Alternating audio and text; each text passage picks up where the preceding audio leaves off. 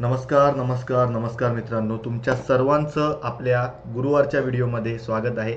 बघा, जसं आपण नेहमीप्रमाणे आठवड्याभरात दररोज काहीतरी शॉर्ट्सच्या माध्यमातून व्हिडिओ करत असतो कंटेंट रिलेटेड, आणि आपण गुरुवारी सर्वसाधारणपणे एक अभ्यासात्मक व्हिडिओ करत असतो.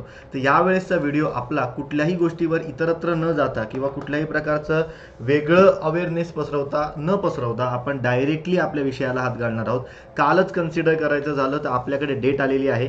जे माझ्या जवळचे स्टुडंट्स आहेत, ज्यांच्याशी जास्त कॉन्टॅक्ट असतो माझा, त्यांना मी ऑलरेडी सांगितलेलं होतं की 25 तारखेपासून एक्झाम होईल आपली. ह्याच्या आधी काही ठिकाणी 15 तारीख ही फिरत होती, परंतु 25 तारखेपासून एक्झाम होईल हे आपण ऑलरेडी सांगितलेलं होतं. पण त्याच्यात काही असं काही विशेष किंवा नवल नाही. 4 ठिकाणी आपण विचारलं तर आपल्यालाही काही गोष्टी कळतात.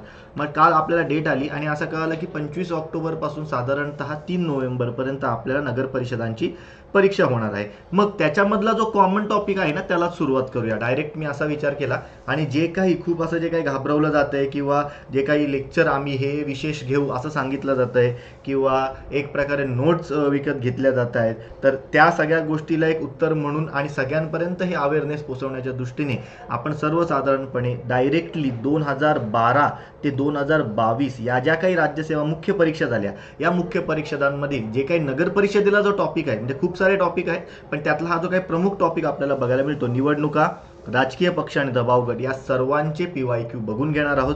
सर्वसाधारण सांगायचं झालं तर आता या पेपरमध्ये किंवा या व्हिडिओमध्ये आपण एक प्रकारे पार्ट 1 कव्हर करणार आहोत, ज्याच्यामध्ये 2022 आणि 2021 आपण PYQ घेणार. आणि तुम्हाला विशेष वाटेल की हे एवढं का महत्त्वाचं आहे, तर लक्षात ठेवायचं, 2022ला जवळजवळ 18 प्रश्न आहेत आणि 2021ला जवळजवळ 23 प्रश्न आहे या दोन टॉपिक्सवर. ठीक आहे, नुसतं नगर परिषद, कर निर्धारण आणि प्रशासकीय सेवासाठी एवढंच असं नाही येते. राज्यसेवा मुख्य परीक्षा 2023 जी अशी चर्चा चालू आहे की डिसेंबर एंड किंवा जानेवारी स्टार्टला होईल, मग त्या परीक्षेसाठी सुद्धा आपण हे PYQ कव्हर करत आहोत. म्हणजे त्या मुलांना सुद्धा एक प्रकारे काय अभ्यास करायचा नक्की म्हणजे या दोन टॉपिकसाठी ही आयडिया क्लिअर होईल. आणि जसं आपण बघितलं की 20 किंवा साधारणतः जर 2022ला 18 प्रश्न आहेत, 2021ला 23 प्रश्न आहेत, तर आपण असं म्हणू शकतो की ॲव्हरेज 20 प्रश्न आपल्याला बघायला मिळतात 150 पैकी. हे तुमच्या हातचे मार्क आहेत. तुम्हाला फक्त अवेअरनेस ठेवायचा आहे, तुम्हाला फक्त प्रश्नांचे लॉजिक समजून घ्यायचे आणि कसा प्रश्न विचारला जातो हे जे काही मी या व्हिडिओमध्ये सांगतोय ते तुम्हाला इथे बघून घ्यायचं आहे. ठीक आहे, मग कन्सिडर करत असताना जसं मी म्हटलं, काल आपल्याला ही ॲड आलेली होती, खूप लेट नाईटला आपल्याला हे अवेलेबल झालं नोटिफिकेशन, अनेक ठिकाणी टेलिग्रामवर टाकण्यात आलेलं होतं. 25 ऑक्टोबर 2023 ते 3 नोव्हेंबर 2023 यामध्ये आपल्या नगर परिषदेच्या काही एक्झाम होणार आहेत. आणि कन्सिडर करत असताना ही कालचीच डेट आहे बघा. कन्सिडर करत असताना आपण त्याच अनुषंगाने या 5 लेक्चर्सच्या माध्यमातून जवळजवळ एक प्रकारे 12, 13, 14, 15, 16, 17, 18, 19, 20, 21 आणि 22 अशा जवळजवळ 11 वर्षांचे जे काही आपले राज्यसेवा मुख्यचे प्रश्न झाले ते सर्व ॲनालिसिस करणार. त्याचा फायदा तुम्हाला या नगर परिषदेला आणि एक प्रकारे तुम्हाला राज्यसेवेला सुद्धा होणार आहे. हे प्रॉपर शेड्यूल तुमच्या समोर देतोय. कन्सिडर करत असताना पहिल्या दिवशी काय होईल, दुसऱ्या दिवशी काय होईल, इथे आपण मेन्शन केलेलं आहे. फक्त इथे डेट ऑब्व्हियसली चुकलेली आहे, ती डेट फक्त समजून घ्या. हे 28 तारखेला आहे, हे 29 तारखेला आहे, हे 30 तारखेला आहे, हे 1 तारखेला आहे आणि 2 तारखेला आहे. म्हणजे 2 तारखेपर्यंत तुम्हाला काय होणार आहे, प्रॉपर जर सांगायचं झालं तर सर्वसाधारणपणे हे सर्व या टॉपिकवरचे प्रश्न कव्हर होणार आहे. ठीक आहे, मग आता एक प्रकारे ज्याला कोणाला हा व्हिडिओ बघायचा नसेल आणि त्याला जर फक्त सोर्सेस पाहिजे असतील, तर मी सोर्सेस तुम्हाला सांगतो काय करणं गरजेचं आहे. तुम्ही जर आपण सोर्सेसचा विचार केला तर एक प्रकारे 2 गट न पाडता मी राज्यसेवा आणि नगर परिषदांच्या दोघांच्या एक्झामसाठी एकच सोर्सेस सांगेन, कारण ऑब्व्हियसली प्रश्न असा काही बायफरगेट होत नाही. कंटेंट तो आहे तर घटक सुद्धा तो माहिती पाहिजे. आपल्याला इलेक्शन्स जेव्हा हा टॉपिक येतो, इलेक्शन हा एक टॉपिक आहे, ठीक आहे, निवडणुका, आणि दुसरा टॉपिक आपण कन्सिडर करतो एक प्रकारे पॉलिटिकल पार्टीज. ठीक आहे, पॉलिटिकल पार्टीज. सुरुवातीला याच्यामध्ये प्रेशर ग्रुप असं नाव सुद्धा होतं, परंतु सप्टेंबर 2020ला सिलेबस जेव्हा चेंज झाला तेव्हा तिथे प्रेशर ग्रुप, ठीक आहे, असं नाव त्याच्यामधनं काढण्यात आलं. परंतु हे दोन्ही ठिकाणचे घटक ह्याच्यामध्ये येतात. मग जेव्हा आपण इलेक्शन बघतो तेव्हा सरसकट आपल्याला आत्तापर्यंतचे मग ते जे काही राज्यघटनेतल्या तरतुदी आहेत, मग ती इलेक्शन कमिशनची तरतूद म्हणजे 324 ते 329 पर्यंतच्या तरतुदी. त्यानंतर दुसरी गोष्ट म्हणजे इथे कुठे आरक्षणाच्या बाबतीमधली तरतूद दिली आहे का, खास करून 16व्या पार्टमध्ये जे काही आपल्याला आहेत ती, म्हणजे या आरक्षणाच्या तरतुदी. इथे नुसतं आरक्षण इथे विचार न करता मग लोकसभेत काय आहे, त्यानंतर एक प्रकारे राज्य विधानसभेमध्ये काय आहे, ठीक आहे, त्यानंतर एक प्रकारे राज्यसभेमध्ये मी असं म्हणणार नाही आरक्षण आहे, पण राज्यसभेमध्ये जे काही नॉमिनेशनची पद्धत आहे, प्लस स्टेट लेजिस्लेटिव्ह काउन्सिलमध्ये जी म्हणजे विधान परिषदेमध्ये जी काही नॉमिनेशनची कन्सेप्ट आहे ते आपल्याला इथे माहिती पाहिजे. ठीक आहे, तिसरी गोष्ट मी म्हणेन की आत्तापर्यंतच्या सर्व जनरल इलेक्शन्स याच्यामधल्या सर्व टप्पे बघून घ्यायचे. खास करून काय बघाल, वोटर टर्नआउट किती झालं, अनेक प्रश्नांच्या माध्यमातून तुम्हाला कळेल की हा प्रश्न कुठून कव्हर होतोय, त्या सगळ्या गोष्टी. त्यानंतर करंटमध्ये जे काही गेल्या 1 वर्षामध्ये ज्या काही स्टेट लेजिस्लेटिव्ह असेंब्लीचे इलेक्शन झालेले आहेत ते बघून घ्यायचे. ते सुद्धा डेटा आपण इथे एका प्रश्नाच्या माध्यमातून कव्हर करणार आहोत. परंतु हे तुम्हाला माहिती पाहिजे, ज्याला व्हिडिओज नसेल बघायचं त्याने एवढं बघितलं तरी चालणार आहे. आणि 5वं जर आपण कन्सिडर करायचं झालं तर सरसकट मी असं म्हणेन की जे काही मेजर पर्सनॅलिटीज आहेत, ठीक आहे, मेजर पर्सनॅलिटीज म्हणजे जे चर्चेमध्ये असतात नेहमी, की आता आपण असं विचार करूया की कर्नाटक इलेक्शनच्या वेळेस डी के शिवकुमार चर्चेमध्ये होते, किंवा आता भगवत मन मागच्या वर्षी चर्चेत होते. मग त्यांच्यावर प्रश्न नाही आला, पण त्यांच्या पार्टीचे जे काही प्रमुख आहेत अरविंद केजरीवाल यांच्यावर प्रश्न आलेला होता. किंवा सध्या रिसेंटली राघव चड्डा चर्चेमध्ये आहेत, किंवा शरद पवार साहेब सध्या चर्चेमध्ये आहेत, ठीक आहे. मग किंवा हे जे काही मेजर पर्सनॅलिटीज आहेत हे तुम्हाला बेसिक आयडिया इथे क्लिअर असणं गरजेचं आहे. आणि 6वी गोष्ट जी काय मी म्हणेन, त्या काही सुधारणा झाल्या, त्या सुधारणांच्या बाबतीमध्ये सुधारणांच्या समित्या तुम्हाला माहीत पाहिजे. आणि खास करून ज्या काही मेजर सुधारणा झाल्या त्या म्हणजे इलेक्ट्रॉनिक वोटिंग मशीन, ठीक आहे, ही पहिली. दुसरी व्हीव्हीपॅट, ठीक आहे. आणि तिसरी काय एक प्रकारे नोटा. आणि त्यानंतर कन्सिडर करत असताना इलेक्टोरल बॉन्ड्स. या 3 ते 4 ज्या काही गोष्टी आता मी तुम्हाला सांगितल्या, टोटल 6 गोष्टींमध्ये आपण कॅटेगराईज केलं त्याला. हे आपला प्रॉपरली इथे माहीत पाहिजे. इलेक्शन या टॉपिकसाठी प्रश्न आला तर ह्याच्यावरच येणार. पॉलिटिकल पार्टीजच्या बाबतीमध्ये विचार करू तेव्हा सगळ्यात पहिल्यांदा विचारसरणी काय आहे कोणाची, ठीक आहे, पक्षांचे प्रकार कसे असतात, ठीक आहे. आपल्याला एक प्रश्न आलेला होता, म्हणजे रॅडिकल पक्ष काय असतो, मूलगामी पक्ष काय असतो, पुराणमतवादी पक्ष काय असतो, म्हणजे पक्षांची विचारसरणी आपल्याला इथे माहिती पाहिजे. दुसरी गोष्ट मी इथे म्हणेन की पक्ष पद्धतीचा इतिहास तुम्हाला माहिती पाहिजे. म्हणजे कुठल्या पक्षाला कशी एक प्रकारे त्याची रचना झाली, काय झालं, स्थापना कशी झाली. याच ह्याच्यातनं आपल्याला काय बघायला मिळतं, एक प्रकारे नॅशनल पार्टीज आणि स्टेट पार्टीज यांना जेव्हा जे काही रजिस्टर्ड पार्टीज म्हणतात त्यांचे निकष काय आहेत, कुठल्या कुठल्यात. रिसेंटली 10 एप्रिल 2023ला जे काही 3 पक्षांचा नॅशनल पार्टीचा दर्जा काढून घेण्यात आला, मग एक प्रकारे तो मुद्दा काय ते आपल्याला तिकडे माहिती पाहिजे. त्यानंतर कन्सिडर करत असताना स्टेट पार्टी सध्या 56 आहेत, मग या कुठल्या ते माहिती पाहिजेत. प्लस कन्सिडर करत असताना इथे मी म्हणेन की या पॉलिटिकल पार्टींनी एक प्रकारे इलेक्शनमध्ये केलेली कामगिरी कशी आहे. मग तुम्हाला खास करून ते शिवसेनेच्या जोडाला आलेल्या होत्या, ठीक आहे. शिवसेनेच्याच का आल्या, कारण तो प्रादेशिक पक्ष आहे. मग जेव्हा स्टेट पार्टीज नॅशनल पार्टीज बघून घ्याल तेव्हा तुम्हाला त्यांचे फाउंडर कोण आहेत हे माहिती पाहिजे. त्यानंतर एक प्रकारे त्यांचं फाउंडिंग इयर कुठलं आहे हे माहीत पाहिजे. त्यांचा एक प्रकारे कुठल्या राज्यातले आहेत ते माहीत पाहिजे. त्यानंतर त्यांचा एक प्रकारे इलेक्शन सिम्बॉल काय आहे हे माहीत पाहिजे. एवढ्या गोष्टी आपल्या इथे कळणं गरजेचं आहे. आणि अजून एक ह्याच्यामध्ये गोष्ट बघायला मिळते की कुठल्या गव्हर्नमेंट कशा स्थापन झाल्या, ठीक आहे. मग कोॲलिशन गव्हर्नमेंट काय आहे, मग 13 दिवसाचं सरकार काय होतं, मग NDA काय आहे, त्याच्या नॅशनल डेमोक्रेटिक फ्रंट काय आहे, किंवा युनायटेड डेमोक्रेटिक फ्रंट काय आहे, UPA काय आहे 2004 सालचं. मग या सगळ्या गोष्टींवर आपल्याला युजली प्रश्न येतात. आणि या सर्व पॉलिटिकल पार्टीजवर एक प्रकारे इलेक्शनमध्ये भाग न घेता इम्पॅक्ट टाकणारे जे काही गट असतात त्याला दबाव गट म्हणतात. मग उद्या उठून त्यांच्यावर आपल्याला प्रश्न येऊ शकतो, यांच्यावर व्याख्या रिलेटेड प्रश्न येऊ शकतो, किंवा कुठला गट सद्यस्थितीमध्ये जास्त कार्यरत आहे त्याच्यावर प्रश्न येऊ शकतो, ठीक आहे. आणि या सर्वांच्या बाबतीमध्ये खास करून आयोगाचा एक आवडीचा प्रयत्न असतो, तो म्हणजे महिलांचं योगदान काय, ह्याच्यावर साधारणतः प्रश्न येतो. तो आपल्याला माहिती असणं गरजेचं आहे. आयोगाने याच्यावर फोकस केलाय, लक्षात ठेवायचा प्रश्न येऊ शकतो. ज्याला कोणाला पुढचा व्हिडिओ बघायचा नाही त्याने इथेच थांबलं तरी चालणार आहे. पुढे आपण अनालिसिस घेणार आहोत सर्व प्रश्नांचं, खास करून 2021 आणि 2022च्या प्रश्नपत्रिकांचं. पण युजली तुम्हाला राज्यसेवा मेन्स असो किंवा आपली नगर परिषदांची परीक्षा असो, कर निर्धारण व प्रशासकीय सेवा, त्याच्यामध्ये हे टॉपिक महत्त्वाचे बघायला मिळते, ठीक आहे. सुरुवात करूया कुठलाही न वेळ घालवता लगेच आजच्या पहिल्या प्रश्नाला. 2022चे पहिले काही प्रश्न आपण घेतलेले आहेत इकडे, आणि नंतर 2021चे आहेत. ही जर तुम्हाला PDF पाहिजे असेल तर PDF आपल्या टेलिग्राम चॅनलवर तुम्हाला नंतर एक प्रकारे अनालिसिस केलेली पाठवली जाईल. टेलिग्राम चॅनल ज्याने कोणी जॉईन नसेल केलं त्याच्यासाठी @आदित्य गरकल माझ्याच नावाने तुम्हाला सर्च करायचं आहे टेलिग्रामला. आणि जिथे तुम्हाला एक प्रकारे राष्ट्रध्वजाचा DP असलेला जो काही ग्रुप सापडेल तो आपला टेलिग्रामचा ग्रुप आहे, ठीक आहे. तिथे हे पाठवण्यात येईल लेक्चर झाल्यावर. आता पहिला प्रश्न आपण बघूया. 2001 प्रकारे 22च्या मेन्सचा प्रश्न आहे. अनेक गोष्टी तुम्हाला या लेक्चरच्या माध्यमातून नव्याने कळतील एवढं मी तुम्हाला गॅरंटीने सांगतो, ठीक आहे. काय प्रश्न आहे बघा, योग्य विधान ओळखायचं आहे तुम्हाला, ठीक आहे. याच स्वरूपाचे साधारणतः प्रश्न अनेकदा आपल्याला येतात. 2022च्या गोवा विधानसभा निवडणुकीत भाजपाला 20 जागा मिळाल्या. गोवा विधानसभेची एकूण सदस्य संख्या 42 आहे. आता हा प्रश्न इथे का आला लक्षात घ्यायचं. कन्सिडर करत असताना मी तुम्हाला मागे इथे एक टॉपिक सांगितलंय, गेल्या 1 वर्षांमधल्या जेवढे काही राज्य विधानसभांच्या निवडणुका आहेत तेवढ्या एक प्रकारे नीट बघून घ्यायच्या. परीक्षा झाली जानेवारीला, 2022च्या गोवा विधानसभा निवडणुका फेब्रुवारीला झालेल्या होत्या. 10 फेब्रुवारी 2022ला गोव्यासाठीचे इलेक्शन झालेले होते आणि एक प्रकारे 10 मार्चला त्याचा रिझल्ट सुद्धा आलेला आपल्याला बघायला मिळतो. आणि मग गोवा विधानसभा जर कन्सिडर करायची झाली तर गोवा विधानसभा ही 42 नाही मित्रांनो, ही एकूण 40 जणांची बघायला मिळते. त्याच्यामध्ये जेव्हा वोटिंग झालेलं होतं तेव्हा 20 जागा बीजेपीला मिळालेल्या होत्या. त्यानंतर कन्सिडर करत असताना जवळजवळ 11 जागा काँग्रेसला मिळालेल्या होत्या. त्यानंतर एक प्रकारे आम आदमी पार्टीला 2 जागा मिळालेल्या होत्या. आम आदमी पार्टीला नॅशनल पक्ष घोषित करण्यामध्ये सुद्धा या गोवा विधानसभेचं आपल्याला फार मोठं योगदान बघायला मिळतं. आणि याच्यामध्ये तृणमूल काँग्रेस सुद्धा लढलेली होती. महुआ मोइत्रा एक प्रकारे नेतृत्व करत होत्या, परंतु त्यांना 0 जागांवर एक प्रकारे थांबावं लागलेलं होतं. आणि मग इतरत्र बाकी सांगायचं झालं तर एक प्रकारे याच्यामध्ये 3 अपक्ष होते. त्यानंतर गोवा फॉरवर्ड पार्टी नावाचा एक पक्ष होता, त्याची 1 जागा होती. महाराष्ट्रवादी गोवंतक पक्ष, त्याच्या 2 जागा होत्या. रिव्होल्युशनरी गोवन्स पार्टी याची 1 जागा होती आणि टोटल 3 अपक्ष होते. अशा एकूण 40 जागांची एक प्रकारे निवडणूक झालेली होती. आणि कन्सिडर करत असताना जेव्हा जेव्हा आपण ह्याचा विचार करू तेव्हा आपल्याला आयडिया क्लिअर होते. बघा 42 नाहीये, ब कट करा. ब तुमचं 100% चुकीचं आहे. तुम्हाला योग्य विधान ओळखायचं आहे.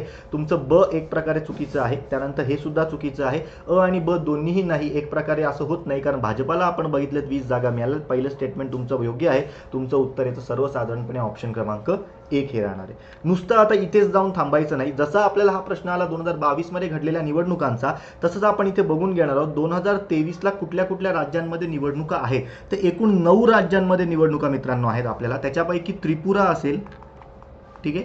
त्यानंतर एक प्रकारे मेघालय असेल, ठीक आहे. त्यानंतर एक प्रकारे नागालँड असेल आणि एक प्रकारे कर्नाटक असेल. इथे जे काय वोटिंग आहे ती झालेली आहे. इथे याचे निकाल सुद्धा आलेले होते आपल्या एप्रिल मे मध्ये कन्सिडर करत असताना. इथे त्यामुळे निवडणुका झालेल्या आहेत. अजून जर 5 उरलेले कन्सिडर करायचे झाले तर 5 मी इथे लिहितो. कुठल्या 5 ठिकाणी निवडणुका आहेत तर लक्षात ठेवायचं, छत्तीसगड, मध्य प्रदेश, राजस्थान, तेलंगणा स्टेट आणि कन्सिडर करत असताना मिझोरम, या 5 राज्यांमध्ये आपल्याला एकूण निवडणुका अस्तित्वात असलेल्या बघायला मिळतात. खास करून नोव्हेंबर डिसेंबरमध्ये या राज्यांमध्ये एक प्रकारे निवडणुका होतील. मग त्रिपुराच्या बाबतीमध्ये सांगायचं झालं तर त्रिपुराच्या म्हणजे विधानसभेमध्ये 60 जागा आहेत आणि कन्सिडर करत असताना तिथे सर्वात मोठा पक्ष बीजेपीचा होता. 32 जागा मिळालेल्या होत्या आपल्याला कन्सिडर करत असताना. मेघालयच्या सुद्धा विधानसभेमध्ये आपल्याला 60च जागा बघायला मिळतात.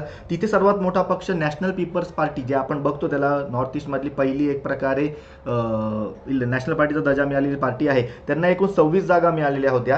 आणि कोनराड संगमा हे मुख्यमंत्री झाले पुन्हा एकदा. नागालँडमध्ये सुद्धा कन्सिडर करत असताना 60च जागा होत्या, परंतु त्याच्या हे आता एक महत्त्वाचं बीट सांगतो मी तुम्हाला, त्याच्यापैकी सर्व जागांवर मतदान न होता 59 जागांवरच मतदान झालेलं होतं. 1 जागा ही अनअपोज निवडणं जिंकून आलेली होती. आणि नागालँडमध्ये NDPP, ठीक आहे, नॅशनल डेमोक्रेटिक फंड याच्या बाबतीमध्ये किंवा पार्टी याच्या बाबतीमध्ये कन्सिडर करत असता प्रोग्रेसिव्ह पार्टी, याच्यामध्ये यांना 25 जागा मिळालेल्या होत्या. परंतु या तिघांवर फोकस करण्याऐवजी कदाचित मला वाटतं आयोग कर्नाटकवर फोकस करेन. कर्नाटकमध्ये थम्पिंग विक्ट्री झालेली होती काँग्रेससाठी. 224 जागा होत्या. 224 पैकी जवळजवळ 113 जागा बहुमताला लागणार होत्या आणि काँग्रेसला इथे जवळजवळ 135 जागा मिळालेल्या होत्या. बीजेपीला कन्सिडर करत असताना इथे 66 जागा मिळालेल्या होत्या. आणि तिकडचा एक मेजर जो काही पक्ष आहे जनता दल सेक्युलर देवेगौडा यांचा, यांना जवळजवळ 19 जागा मिळालेल्या होत्या. या पद्धतीने वर्गीकरण झालेलं आहे. सगळ्यात महत्त्वाचं म्हणजे त्रिपुरा, मेघालय आणि नागालँड इथे आधी जे मुख्यमंत्री होते तेच नंतर मुख्यमंत्री झाले. त्रिपुरामध्ये माणिक साहा, मेघालयमध्ये कोनराड संगमा आणि नागालँडमध्ये नाहिपिहू रिओ हे आपल्याला आधी सुद्धा मुख्यमंत्री होते. इलेक्शन नंतर सुद्धा तेच मुख्यमंत्री झाले. थोडक्यात सत्ता त्यांनी कंटिन्यू केलेली होती. परंतु कर्नाटकमध्ये आपल्याला सत्तांतर झालेलं बघायला मिळतं. आधी आपल्याला म्हणजे तोंडावर नाव आहे मला त्यांचं, एक्झॅक्ट नाव सांगतो, बसवण्णा त्यांना म्हटलं जातं. एक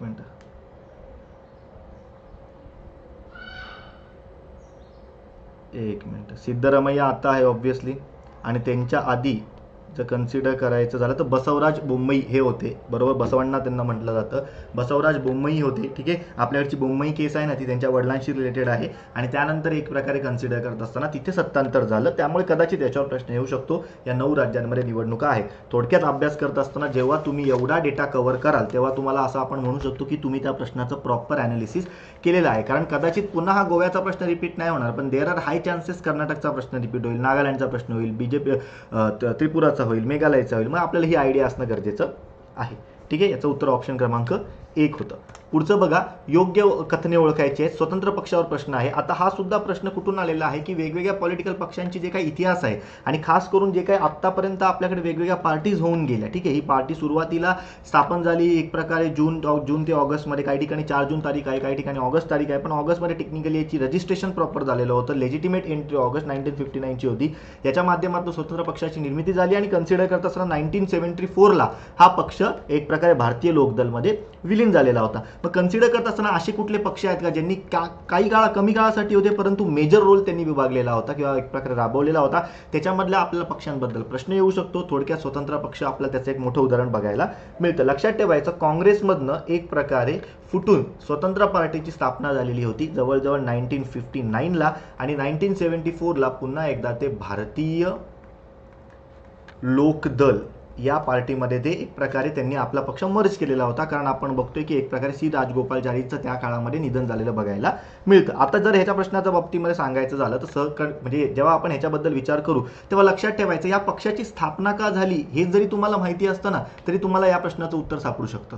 कसं, आता विचार करा. लक्षात घ्या, 1955-56ला भारताने काय केलेलं होतं, समाजवादी धोरण स्वीकारलं, आवडी सेशन वगैरे झालेलं बघायला मिळतं आणि एक प्रकारे भारत सरकार करत असलेल्या समाजवादाकडच्या झेपेकडे किंवा त्या एक प्रकारे ओव्हर समाजवाद आहे असं यांचं मत निर्माण झालेलं होतं आणि या ओव्हर समाजवादाला विरोध करण्यासाठी आणि एक प्रकारे राईटिस्ट विचार किंवा ओपन मार्केट इकॉनॉमी आणण्यासाठी कशाची स्थापना झालेली होती किंवा स्वतंत्र पार्टीने कशाला फोकस केलेला होता, समाजवादी विचारांच्या ऐवजी मुक्त अर्थव्यवस्थेला काय केलेला होता, फोकस केलेला होता. त्यांचं म्हणणं काय होतं की भांडवलशाही टेक्निकली अर्थव्यवस्था असणं गरजेचं आहे. एवढं जरी आपल्याला माहिती असतं की या पक्षाची निर्मिती या कारणामुळे झालेली आहे ढोबळमानाने, तरी तुम्ही एक प्रकारे तिसरं स्टेटमेंट नीट वाचा. स्वतंत्र पक्षाने सहकारी शेती आणि राज्य व्यापाराचे समर्थन केले. राज्य व्यापार म्हणजे समाजवादी विचारसरणी, त्याचं समर्थन करणार आहे का, नाही, त्यालाच एक प्रकारे कंटाळून नवीन पक्षाची स्थापना केलेली होती ना नेत्यांनी. मग कन्सिडर करत असताना तुमचं क स्टेटमेंट चुकीचं आहे. तुम्हाला योग्य कथने ओळखायची आहेत. क इथे कन्सिडर करत असताना चुकीचं आहे, क कन्सिडर करत असताना चुकीचं आहे, क कन्सिडर करत असताना चुकीचं आहे. एकच उरलं ऑप्शन क्रमांक 1 आणि ऑप्शन क्रमांक म्हणजे ए आणि बी. टेक्निकली तुमचं उत्तर 1 हे पाहिजे. आता स्वतंत्र पक्षाच्या बाबतीमध्ये सांगायचं झालं तर एक प्रकारे सेंटर राईट विचारसरणी त्यांची होती. मार्केट बेस इकॉनॉमीला त्यांनी जास्तीत जास्त फोकस केलेलं होतं. 1959 ची स्थापना, 1974ला भारतीय लोकदलमध्ये ट्रान्सफर झालेले होते आणि महत्त्वाचं म्हणजे कोणी याची स्थापना केली तर मेन फाउंडर म्हणून कन्सिडर करत असताना सी राजगोपालचारी यांचं नाव एक प्रकारे काय केलं जातं, कन्सिडर केलं जातं. अजून इतर कुठले नेते आहेत तर लक्षात ठेवायचं, टी.पी. पंतलू, मिनू मसानी आपल्याला नेहमी चर्चेत असतात, माहिती असणं गरजेचं आहे. एन.जी. रंगा, दर्शन सिंग फेरुमन, उधम सिंग नागोके आणि के.एम. मुन्शी, इथे जे दोन्ही नावं बघायला मिळतात हे आपल्याला काय बघायला मिळतील, एक प्रकारे स्वतंत्र पार्टीचे वेगवेगळे नेते बघायला मिळतात. स्वतंत्र पार्टीने एक प्रकारे 3 इलेक्शन लढले, 1962, 1967 आणि 1971चं. 1962चं त्यांचं पहिलं इलेक्शन होतं, तरी त्यांना जवळजवळ 18 जागा मिळाल्या आणि या 18 जागा मिळवत असताना ते एक प्रकारे संपूर्ण देशामधली 3rd लार्जेस्ट पार्टी लोकसभेमध्ये निवडून जाणारी 18 सदस्यांसह आपल्याला आलेली बघायला मिळते. याच्यापेक्षा जास्त गेन त्यांना 1967ला झाला. जवळजवळ त्यांनी 44 जागा निवडून आणल्या आणि या 44 जागा निवडून आल्यानंतर ते सिंगल लार्जेस्ट अपोजिशन आपल्याला बघायला मिळतात आणि त्याच काळामध्ये मिनू मसानी, जे मागाशी मी नाव घेतलं, यांना एक प्रकारे काय केलं, विरोधी पक्ष नेत्याचा दर्जा देण्यात आला, विरोधी पक्ष उपाध्यक्ष पदाचा दर्जा देण्यात आलेला आपल्याला बघायला मिळतो आणि मग ही पद्धत आज सुद्धा आपल्याला चालत राहिलेली बघायला मिळते. 1971ला मात्र त्यांचं थोडं एक प्रकारे कार्य कमी झालेलं बघायला मिळतं आणि त्यांच्या डायरेक्ट सीट फक्त 8च निवडून आलेल्या बघायला मिळतात. कारण त्या काळामध्ये आपण जर नीट फोकस करायचं झालं तर 1969ला वगैरे काँग्रेसमध्ये फूट पडली. इंडिकेट काँग्रेस, सिंडिकेट काँग्रेस हा 2 गट आपल्याला आलेले बघायला मिळतात. मग त्यामुळे एक प्रकारे स्वतंत्र पक्षाचं थोडं महत्त्व कमी झालं आणि मग त्यानंतर त्यांनी 1974ला आपला पक्षच डायरेक्ट भारतीय लोकदलामध्ये विलीन केला. 1967 सगळ्यात मोठी अपोजिशन पार्टी, 44 जागा, एवढं जरी माहिती असलं तरी सफिशियंट आपल्याला आहे. आणि फोकस करायचं झालं तर जेव्हा ते एक प्रकारे पहिल्यांदाच निवडून आलेले, म्हणजे पहिल्यांदा इलेक्शन लढलेले होते 1962ला, त्याच वेळेस त्यांच्या 18 जागा निवडून आलेल्या होत्या आणि ते 3rd लार्जेस्ट पार्टी होते. पण जर राज्यांचा विचार करायचा झाला तर बिहार झालं, राजस्थान झालं, त्यानंतर ओरिसा झालं, त्यानंतर एक प्रकारे गुजरात झालं. या 4 राज्यांमध्ये ते एक प्रकारे मेन अपोजिशन होते. कधी तर एक प्रकारे 1962ला. तुम्ही म्हणाल सर हे कसं अस्तित्वात होणं शक्य आहे? आता मग आपण इथे बघतो वन इंडिया म्हणजे काय ते वन नेशन वन इलेक्शन, त्या काळामध्ये म्हणजे जवळजवळ पहिल्या 3 सार्वत्रिक ज्या काही निवडणुका झाल्या त्याच्यामध्ये राज्यांच्या निवडणुका सुद्धा एक प्रकारे लोकसभेसोबत झालेल्या बघायला मिळतात. त्याच वेळेस हे झालेलं आपल्याला बघायला मिळतं. इथे एवढं जरी लक्षात ठेवलं तरी सफिशियंट आहे. स्वतंत्र पार्टीबद्दल आपल्याला माहिती असणं गरजेचं आहे. आणि ही सगळी इन्फॉर्मेशन कुठे आहे तर मित्रांनो लक्षात घ्या, कुठलाच शिक्षक सोर्स सांगत नाही, पण मी तुम्हाला सोर्स सांगतोय. तुम्ही 12वीची NCERT जर वाचली, ठीक आहे, या 12वीच्या NCERT मध्ये हा सगळा डेटा तुम्हाला कव्हर होणार आहे. ठीक आहे, चलो पुढचा प्रश्न. आता हा खूप लॉजिकल प्रश्न आहे.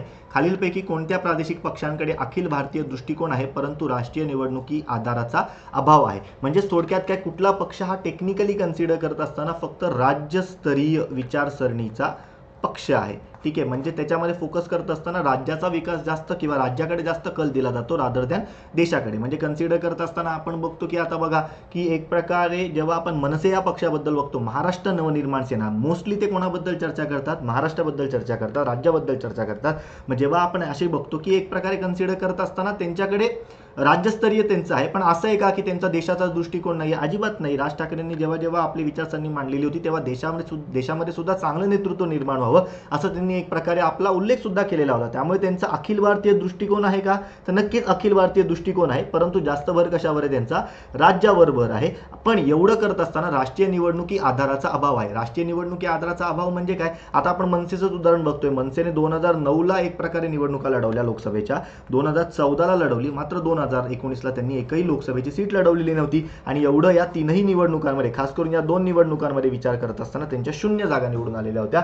म्हणजे थोडक्यात काय, राज्यस्तरीय आहे, अखिल भारतीय दृष्टिकोन आहे, परंतु राष्ट्रीय निवडणुकीचा अभाव आहे. हे ठीक आहे. मग ह्याच्या बाबतीमध्ये जेव्हा आपण विचार करू तेव्हा सरसकट आपल्याला बघायला मिळतं हिमाचल विकास काँग्रेस हा जो काही पक्ष आहे हा याच्यामध्ये मात्र येत नाही. याचा सुद्धा मेन अजेंडा हा हिमाचलसाठी आहे, किंवा त्यांना एक प्रकारे प्रोबॅबली सांगायचं झालं तर त्यांना प्रॉपरली तेवढा राष्ट्रीय निवडणुकीचा आधार नाही. जवळजवळ ती 1999-96च्या काळामध्ये सुरू झालेला पक्ष आहे आणि जवळजवळ 2004 मध्ये ते पुन्हा एकदा काँग्रेसमध्ये त्यांनी त्यांचा पक्ष विलीन केलेला होता. काँग्रेसमधनं फुटूनच जेव्हा काँग्रेसच्या 2 मोठ्या नेत्यांना एक प्रकारे एक्सपेल केलं तेव्हा त्यांनी हिमाचल विकास काँग्रेस सुरू केली आणि 2004ला पुन्हा ते कुठे गेलेले आहेत?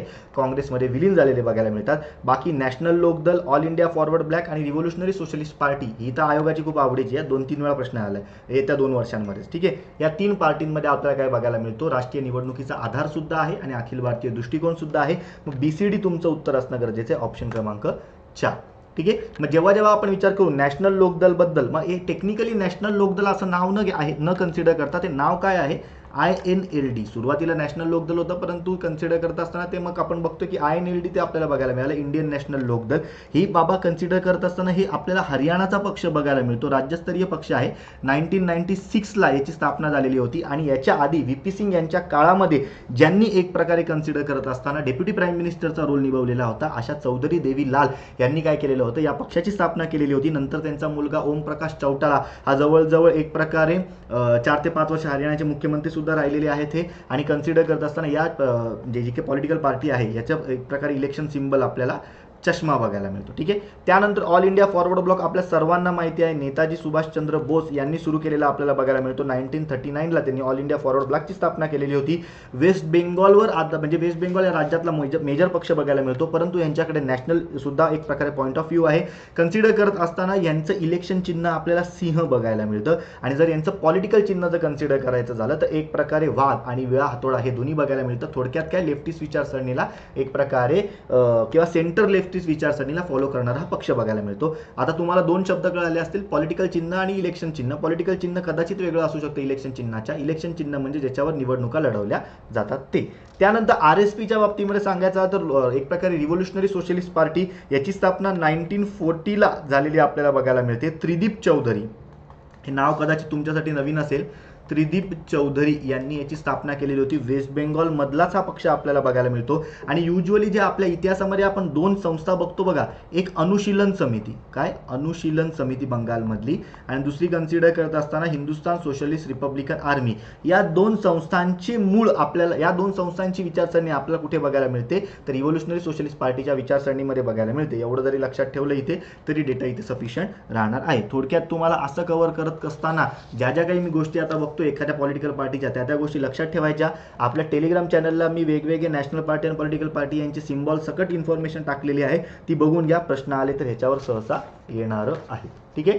त्यानंतर बघा पुढचा प्रश्न आपण इथे बघतोय. आता हा प्रश्न 2019च्या इलेक्शनशी रिलेटेड आहे आणि कोणी किती जागा जिंकल्या ह्याच्याबद्दलचा हा प्रश्न आहे. कन्सिडर करत असताना आपण त्यावेळेस म्हणजे काही ठिकाणी आपला आयडिया आहे ना, अजेंडा आहे ना, तो फुल क्लिअर ठेवायचा की बाबा काही गोष्टींमध्ये काय काय वाचणं आपल्याला गरजेचं आहे. मग जेव्हा आपण याचा विचार करत असू तेव्हा आता आपण हा प्रश्न नीट वाचूया. काय आहे बघा, योग्य विधाने ओळखायचे. बहुजन समाज पक्षाने 2019च्या लोकसभा निवडणुकांमध्ये 10 जागा जिंकल्या आणि 2014 मध्ये 0 जागा प्राप्त केल्या.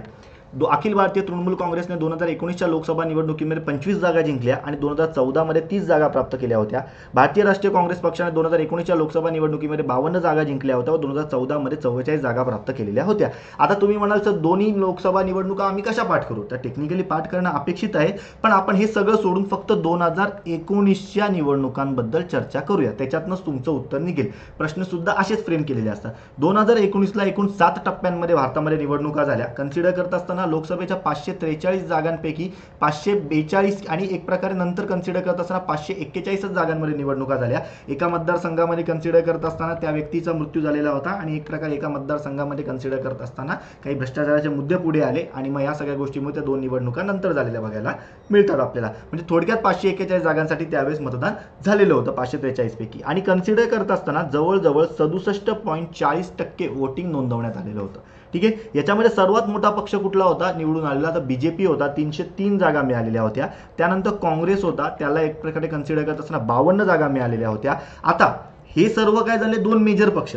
त्यानंतर आता बीजेपी कोणाचं रिप्रेझेंटेशन करते, एनडीएचं. ठीक आहे. आयएनसी कोणाचं रिप्रेझेंटेशन करते, एक प्रकारे यूपीएचं. यानंतर 3 नंबरच्या जागा मिळालेल्या होत्या तर डीएमके पक्षाला. त्यांनी जवळजवळ 24 जागा जिंकलेल्या होत्या. द्रविड मुनेत्र कळघम, ठीक आहे, स्टॅलिन जे आता सध्या मुख्यमंत्री आहेत तमिळनाडूचे ते, ठीक आहे, यांना 24 जागा मिळालेल्या होत्या. परंतु हा गट सुद्धा युपीए मध्ये बघायला मिळतो. मग नॉन एनडीए आणि नॉन युपीए मधल्या सर्वाधिक जागा ज्या काही होत्या त्या कन्सिडर करत असताना टीएमसीला मिळालेल्या होत्या एकूण 22 जागा. किती जागा मिळाल्या मित्रांनो, टीएमसीला 22 जागा मिळालेल्या होत्या 2019ला. आता 2019ला इथे काय दिलंय लोकसभा निवडणुकीमध्ये, 25 नाही मित्रांनो, इथे किती पाहिजे, 22 जागा. हे स्टेटमेंट डायरेक्ट चुकीचं आहे. आता बघा, योग्य विधाने निवडायचंय. ब चुकीचं आहे, ब चुकीचं आहे, ब चुकीचं आहे, एकच उरलं ऑप्शन क्रमांक 3. तुमचं उत्तर बरोबर आहे.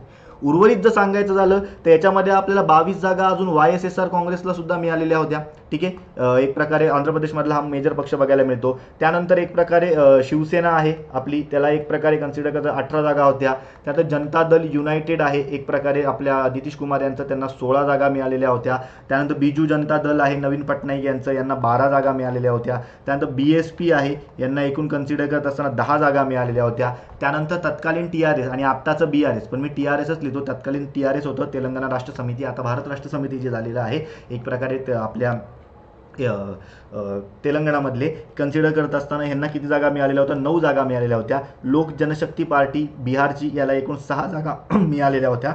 समाजवादी पार्टी 5 जागा होत्या अखिलेश यादव यांची. त्यानंतर कन्सिडर करत असताना एक प्रकारे आपले राष्ट्रवादी होती, राष्ट्रवादीला सुद्धा 5 जागा होत्या. या 5 पैकी 4 महाराष्ट्रातल्या, 1 लक्षद्वीपची आहे. ठीक आहे. एवढं जरी लक्षात आले तरी सफिशियंट आहे. आणि या एक प्रकारे निवडणुकांमध्ये एकूण 4 अपक्ष निवडून आलेले होते, त्यातला एक आपल्या महाराष्ट्रातल्या. कुठल्याही लोकसभा निवडणुकांमध्ये खास करून रिसेंटली झालेल्या आपल्याला ही आकडेवारी माहिती असणं गरजेचं आहे. प्रश्न याच्यावर सहसा येऊ शकतात. ठीक आहे, एकच मिनिट.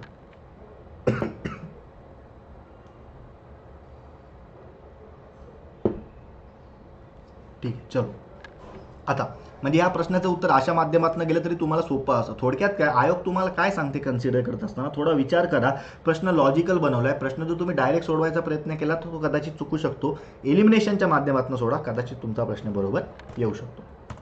ठीक आहे. पुढचा प्रश्न बघूया आपण. बघा, हेच मी तुम्हाला सांगण्याचा प्रयत्न करत होतो. आणि इथे जर आपण कन्सिडर करू तर आपल्याला जोड्या लावा विचारले, राजकीय पक्षांचे प्रकार आणि वैशिष्ट्य. हा डेटा मात्र तुम्हाला कन्सिडर करायचा असेल तर YCMOUच्या काही बेसिक पुस्तकांमध्ये तुम्हाला सापडेल. अन्यथा हा प्रश्न किंवा हा डेटा आपल्याला युजली कुठल्याही आपल्या स्पर्धा परीक्षांच्या पुस्तकांमध्ये बघायला मिळत नव्हता हा प्रश्न येण्याच्या आधी. पण ह्या प्रश्नाचं उत्तर सुद्धा तुम्ही लॉजिकली सोडवू शकता. फक्त तुम्हाला या 4 शब्दांचे अर्थ माहिती असणं गरजेचं आहे. उदारमतवादी म्हणजे काय, प्रतिक्रियावादी म्हणजे काय, पुराणमतवादी म्हणजे काय आणि मूलगामी पक्ष म्हणजे काय. मग जेव्हा जेव्हा आपण याचा विचार करू तेव्हा एकदम थोडंसं लॉजिक लावूया आपण. प्रतिक्रियावादी त्यानंतर पुराणमतवादी आणि उदारमतवादी आणि मूलगामी. आता पुराणमतवादी आणि उदारमतवादी हे थोडे एकमेकांच्या विरोधात आहेत. पुराणमतवादी लोक कसे असतात कन्सिडर करत असताना रे, तर मला तुम्ही सांगा, पुराणमतवादी लोक कन्सिडर करत असताना पूर्णपणे बदलण्यावर विश्वास ठेवतात का? नाही, जे आहे तेच चालू द्या या पद्धतींवर त्यांचा काय असतो, फोकस असतो. मग जैसेच ते स्थितीवर विश्वास ठेवणे ही विचारसरणी कोणाची आहे? पुराणमतवादी पक्षाची आहे. त्यानंतर उदारमतवादी आणि लिबरल म्हणजे काय, एक प्रकारे जुन्या गोष्टी आहेत त्या सोडून द्या, सध्याच्या काळातल्या ज्या काही गरजेच्या आहेत त्या सुधारणा करून घ्या, असं त्यांचं म्हणणं असतं. मग कन्सिडर करत असताना काय रे, सीचं 2 विद्यमान संस्थांमध्ये सुधारणा करणे. आता सीचा 2 असलेला हा एक ऑप्शन आहे, बीचं 3 असलेला एक प्रकारे कन्सिडर करत असताना याच दोघांमध्ये फोकस करायचं झालं तर हा एकमेव ऑप्शन आहे, उत्तर ऑप्शन क्रमांक 4. तुम्ही उद्या उठून प्रतिक्रियावादी किंवा मूलगामी पक्षामध्ये ज्या शब्दांमध्ये जरी कन्फ्यूज असले तरी पुराणमतवादी आणि उदारमतवादी हे एका राज्यसेवेचा अभ्यास करणाऱ्या विद्यार्थ्याला माहीत असणं अपेक्षित आहे, किंवा मराठीचा अभ्यास करत असाल तर व्याकरणाचा तरी तुम्हाला माहिती असणं गरजेचं आहे. आणि मग त्याच्याशी रिलेटेड आयोगाने प्रश्न फिरवलेला होता. अनेक जण याच्यातले कॉमन शोधायला जातात. मित्रांनो, कॉमन शोधायला जाण्यापेक्षा जोड्या लावा सोडवण्याचा एक सोपा नियम तुम्हाला सांगतो. हे अबकडे जे तुम्हाला दिलेले असतात ना, याच्यापैकी सगळ्यात योग्य कुठलं आहे तुम्हाला वाटतं, तुम्हाला म्हणजे योग्य म्हणजे तुम्हाला सुटण्यासारखं कुठलं आहे हे शोधायचं, त्याचं हे एक प्रकारे ब मधल्या जोड्या लावायच्या आणि मग त्यानंतर एक प्रकारे कन्सिडर करून हे एलिमिनेट करायला जायचं. तुम्ही लवकरात लवकर उत्तरापर्यंत पोहोचू शकाल. ठीक आहे, एवढी जरी गोष्ट माहिती असली तरी डेटा सफिशियंट राहील. त्यानंतर पुढचा प्रश्न बघा. आता या प्रश्नाचं मूळ, आता हा प्रश्न कधी आलाय तुम्हाला मी सांगतो, एक प्रकारे 2022च्या मेन्सला आलाय. असाच सेम प्रश्न 2021च्या मेन्सला आलाय. सेम प्रश्न म्हणजे टॉपिक रिपीट होतात. हे तुम्हाला कसं सांगणार आहे ते तुम्हाला या पॉईंटवरनं कळेल. ठीक आहे, तो तुम्हाला आधी प्रश्न दाखवतो म्हणजे तुम्हाला आयडिया क्लिअर होईल की मी काय म्हणतोय, की एक प्रकारे प्रश्न आहेत तसे रिपीट होतात, आहेत तसे. तुम्हाला जास्त लोड घ्यायची गरज सुद्धा लागत नाही, फक्त जर तुमचं PYQ अनालिसिस चांगलं असेल तरच. ठीक आहे, मग जेव्हा आपण याच्याकडे बघू, एकच मिनिट, एक खूप प्रॉपर प्रश्न होता तो 2021च्या मेन्सला आलेला होता. सेम 2022च्या मेन्सला तो सुद्धा प्रश्न आलेला आहे. ठीक आहे, चल कुठे गेला, यस, हा प्रश्न बघा. सूचकांची संख्या सेम एक प्रकारे प्रपोजर्सवर प्रश्न 2021ला सुद्धा आहे. प्रपोजर्सवर प्रश्न कन्सिडर करत असताना तो आपण आता सुद्धा बघत आहोत आपल्याला 2022च्या मेन्सला. म्हणजे टॉपिक रिपीट होणार आहे, तुम्हाला फक्त PYQ अनालिसिस प्रॉपर पाहिजे आणि योग्य पद्धतीने पाहिजे. आता काय दिले बघा 2022च्या प्रश्नामध्ये, राज्य विधानसभा निवडणुकीच्या बाबतीमधला प्रश्न विचारलाय. ठीक आहे, इट्स ओके, काहीच प्रॉब्लेम नाही. काय ए वाक्य, उमेदवार ज्या मतदारसंघात निवडणूक लढवणार असेल केवळ त्याच मतदारसंघातील त्या उमेदवाराचे नाव सूचक सुचवू शकतो. उमेदवार ज्या मतदारसंघात निवडणूक लढवणार असेल अशा उमेदवाराचे नाव दुसऱ्या मतदारसंघातील मतदार यादीमध्ये नोंद असलेला मतदार देखील त्या उमेदवाराचे नाव सुचवू शकतो. म्हणजे पहिल्याच्या एक्झॅक्ट विरोधी दुसरं स्टेटमेंट आहे. म्हणजे आयदर हे एक बरोबर असेल किंवा दुसरं बरोबर असेल, परंतु हे दोन्ही बरोबर कधीच असणार नाहीत किंवा दोन्ही चुकीचे कधीच असणार नाहीत. मग जेव्हा आपण या प्रश्नावर फोकस करू तेव्हा आपल्याला कळतं हे सूचक का असतात रे, सूचक किंवा हे प्रपोजर्स का असतात. तुम्ही त्या मतदारसंघामध्ये म्हणजे उभं राहण्यासाठी तुम्हाला एक प्रकारे पाठपुरावा करणारे थोडेफार काय असतं, आपण ढोबळ मानणे त्यांना विश्वस्त म्हणू. मग मला सांगा, जर माझा मतदारसंघ कन्सिडर करायचं झालं तर कल्याण ग्रामीण आहे. ठीक आहे, कल्याण ग्रामीण. ठीक आहे, आमचाच मतदारसंघ असा आहे की ज्याचा आमदार एकमेव असा मनसेचा सध्याचा आमदार आहे. ठीक आहे, आमचा राजू दादा. मग कन्सिडर करत असताना मी कल्याण मतदारसंघात समजा जर मला उभं राहायचं असेल तर पुण्याच्या कसबा मतदारसंघामध्ये जर मी आता सध्या अस्तित्वात आहे किंवा सध्या इथे आहे तर इकडच्या लोकांना मी प्रपोजल्स घेऊन इकडच्या ठिकाणी एक प्रकारे सांगू शकतो का माझ्या बाजूने विश्वस्त म्हणून उभे राहा. माझे मतदारसंघ बदलले, मग मतदारसंघ बदललेला असताना कन्सिडर करायचं झालं तर माझ्यावर लोकांनी कसा विश्वास ठेवायचा, मग याच्या बाबतीमधला प्रश्न निर्माण होऊ शकतो. त्यामुळे कन्सिडर करत असताना उमेदवार ज्या मतदारसंघात निवडणूक लढवणार असेल केवळ त्याच मतदारसंघातील मतदार त्या उमेदवाराचं नाव सुचवू शकतात, दुसऱ्या मतदारसंघातील उमेदवार सुचवू शकत नाहीत. म्हणजे मी आता ज्या रूमवर राहतो त्याच्या मालकांना जाऊन जर म्हटलो की चला तिकडे कल्याण ग्रामीणला मला निवडणुकीला उभं राहायचं, तुम्ही याचं विश्वस्त म्हणून थांबा, ते ग्राह्य धरलं जाणार नाही. मग ही गोष्ट इथे अशी लक्षात ठेवायची. म्हणजे थोडक्यात काय, याचं फक्त विधान अ बरोबर आहे, विधान ब चुकीचं आहे. कारण दुसऱ्या मतदारसंघातील एक प्रकारे मतदार दुसऱ्या म्हणजे माझ्या मतदारसंघामध्ये किंवा त्यांच्यापेक्षा दुसऱ्या कुठल्या तरी मतदारसंघामध्ये ॲज अ प्रपोजर्स किंवा ॲज अ एक प्रकारे विश्वस्त म्हणून जातं नाही. तर आयडिया क्लिअर पाहिजे. आणि याच वेळेस आपण हे कधी बघून घेऊ, याबद्दलचा उल्लेख अख्ख्या पुस्तकांमध्ये कुठेच नव्हता. ठीक आहे, 2022ची मेन्स जेव्हा पार पडली तेव्हा. आता आला असेल चांगलीच गोष्ट आहे. मग कन्सिडर करत असताना मागच्या वर्षी प्रश्न आलेला होता की किती प्रपोजर्स लागतात. ठीक आहे, किती प्रपोजल्स लागतात हा आपण मागच्या वर्षी प्रश्न बघत होतो. मग जेव्हा याच्यावर विचार केला जातो तेव्हा लक्षात ठेवायचं, जेव्हा एखादा उमेदवार राजकीय किंवा राजकीय म्हणण्यापेक्षा एखादा उमेदवार जेव्हा रिकॉग्नाइज पार्टीचा उमेदवार असतो, रेकग्नाइज पार्टी, मग रेकग्नाइज पार्टी कन्सिडर करत असताना ती नॅशनल पार्टी सुद्धा असू शकते किंवा स्टेट पार्टी असू शकते, तेव्हा केवळ एकच सूचक लागतो, म्हणजे एकाच मतदाराने सांगायचं असतं हा ठीक आहे बाबा हा बरोबर आहे, ठीक आहे. परंतु जेव्हा एक प्रकारे अपक्ष उमेदवार असतो किंवा एक प्रकारे नॉन रेकग्नाइज पार्टीचा उमेदवार असतो, म्हणजे कन्सिडर करत असताना सर्व स्टेट पार्टीच्या काही रेकग्नाइज नसतात, काही रेकग्नाइज असतात, काही अनरेकग्नाइज असतात, म्हणजे काही नॉन रेकग्नाइज पार्टीचा असेल त्याला एक प्रकारे निवडणूक लढवण्यासाठी जवळजवळ 10 उमेदवारांचं काय लागत असतं, किंवा 10 मतदारांचं, उमेदवार नाही 10 मतदारांचं ॲज अ प्रपोजर किंवा ॲज अ विश्वस्ताचे स्टेट सर्टिफिकेट लागत असतात, साईन लागत असते, हे आपल्याला माहिती असणं गरजेचं आहे. याच 2 स्टेटमेंटवर आपल्याला 2021ला प्रश्न आलेला होता आणि त्याच्या पुढे जाऊन आयोगाने आता 2022ला हा प्रश्न विचारलाय. याच्याही पुढे जाऊन कदाचित 2023ला ते आता आपल्याला प्रश्न विचारतील का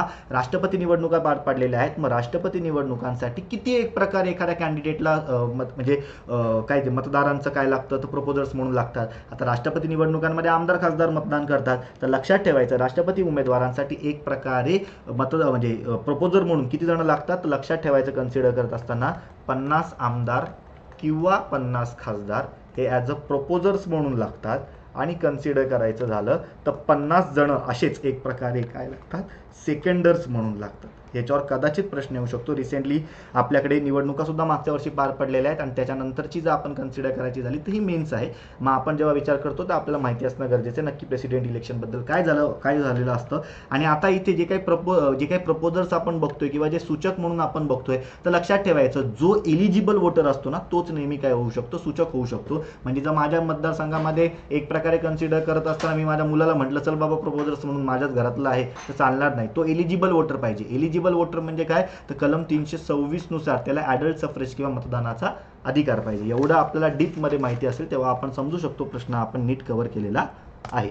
त्यानंतर पुढचा प्रश्न, केंद्रीय जागरूकता निरीक्षकाबद्दल खालीलपैकी कोणते चुकीचे कथन आहे असा आयोगाने प्रश्न विचारलेला होता. एकदम खूप मस्त सुंदर प्रश्न विचारलेला आहे.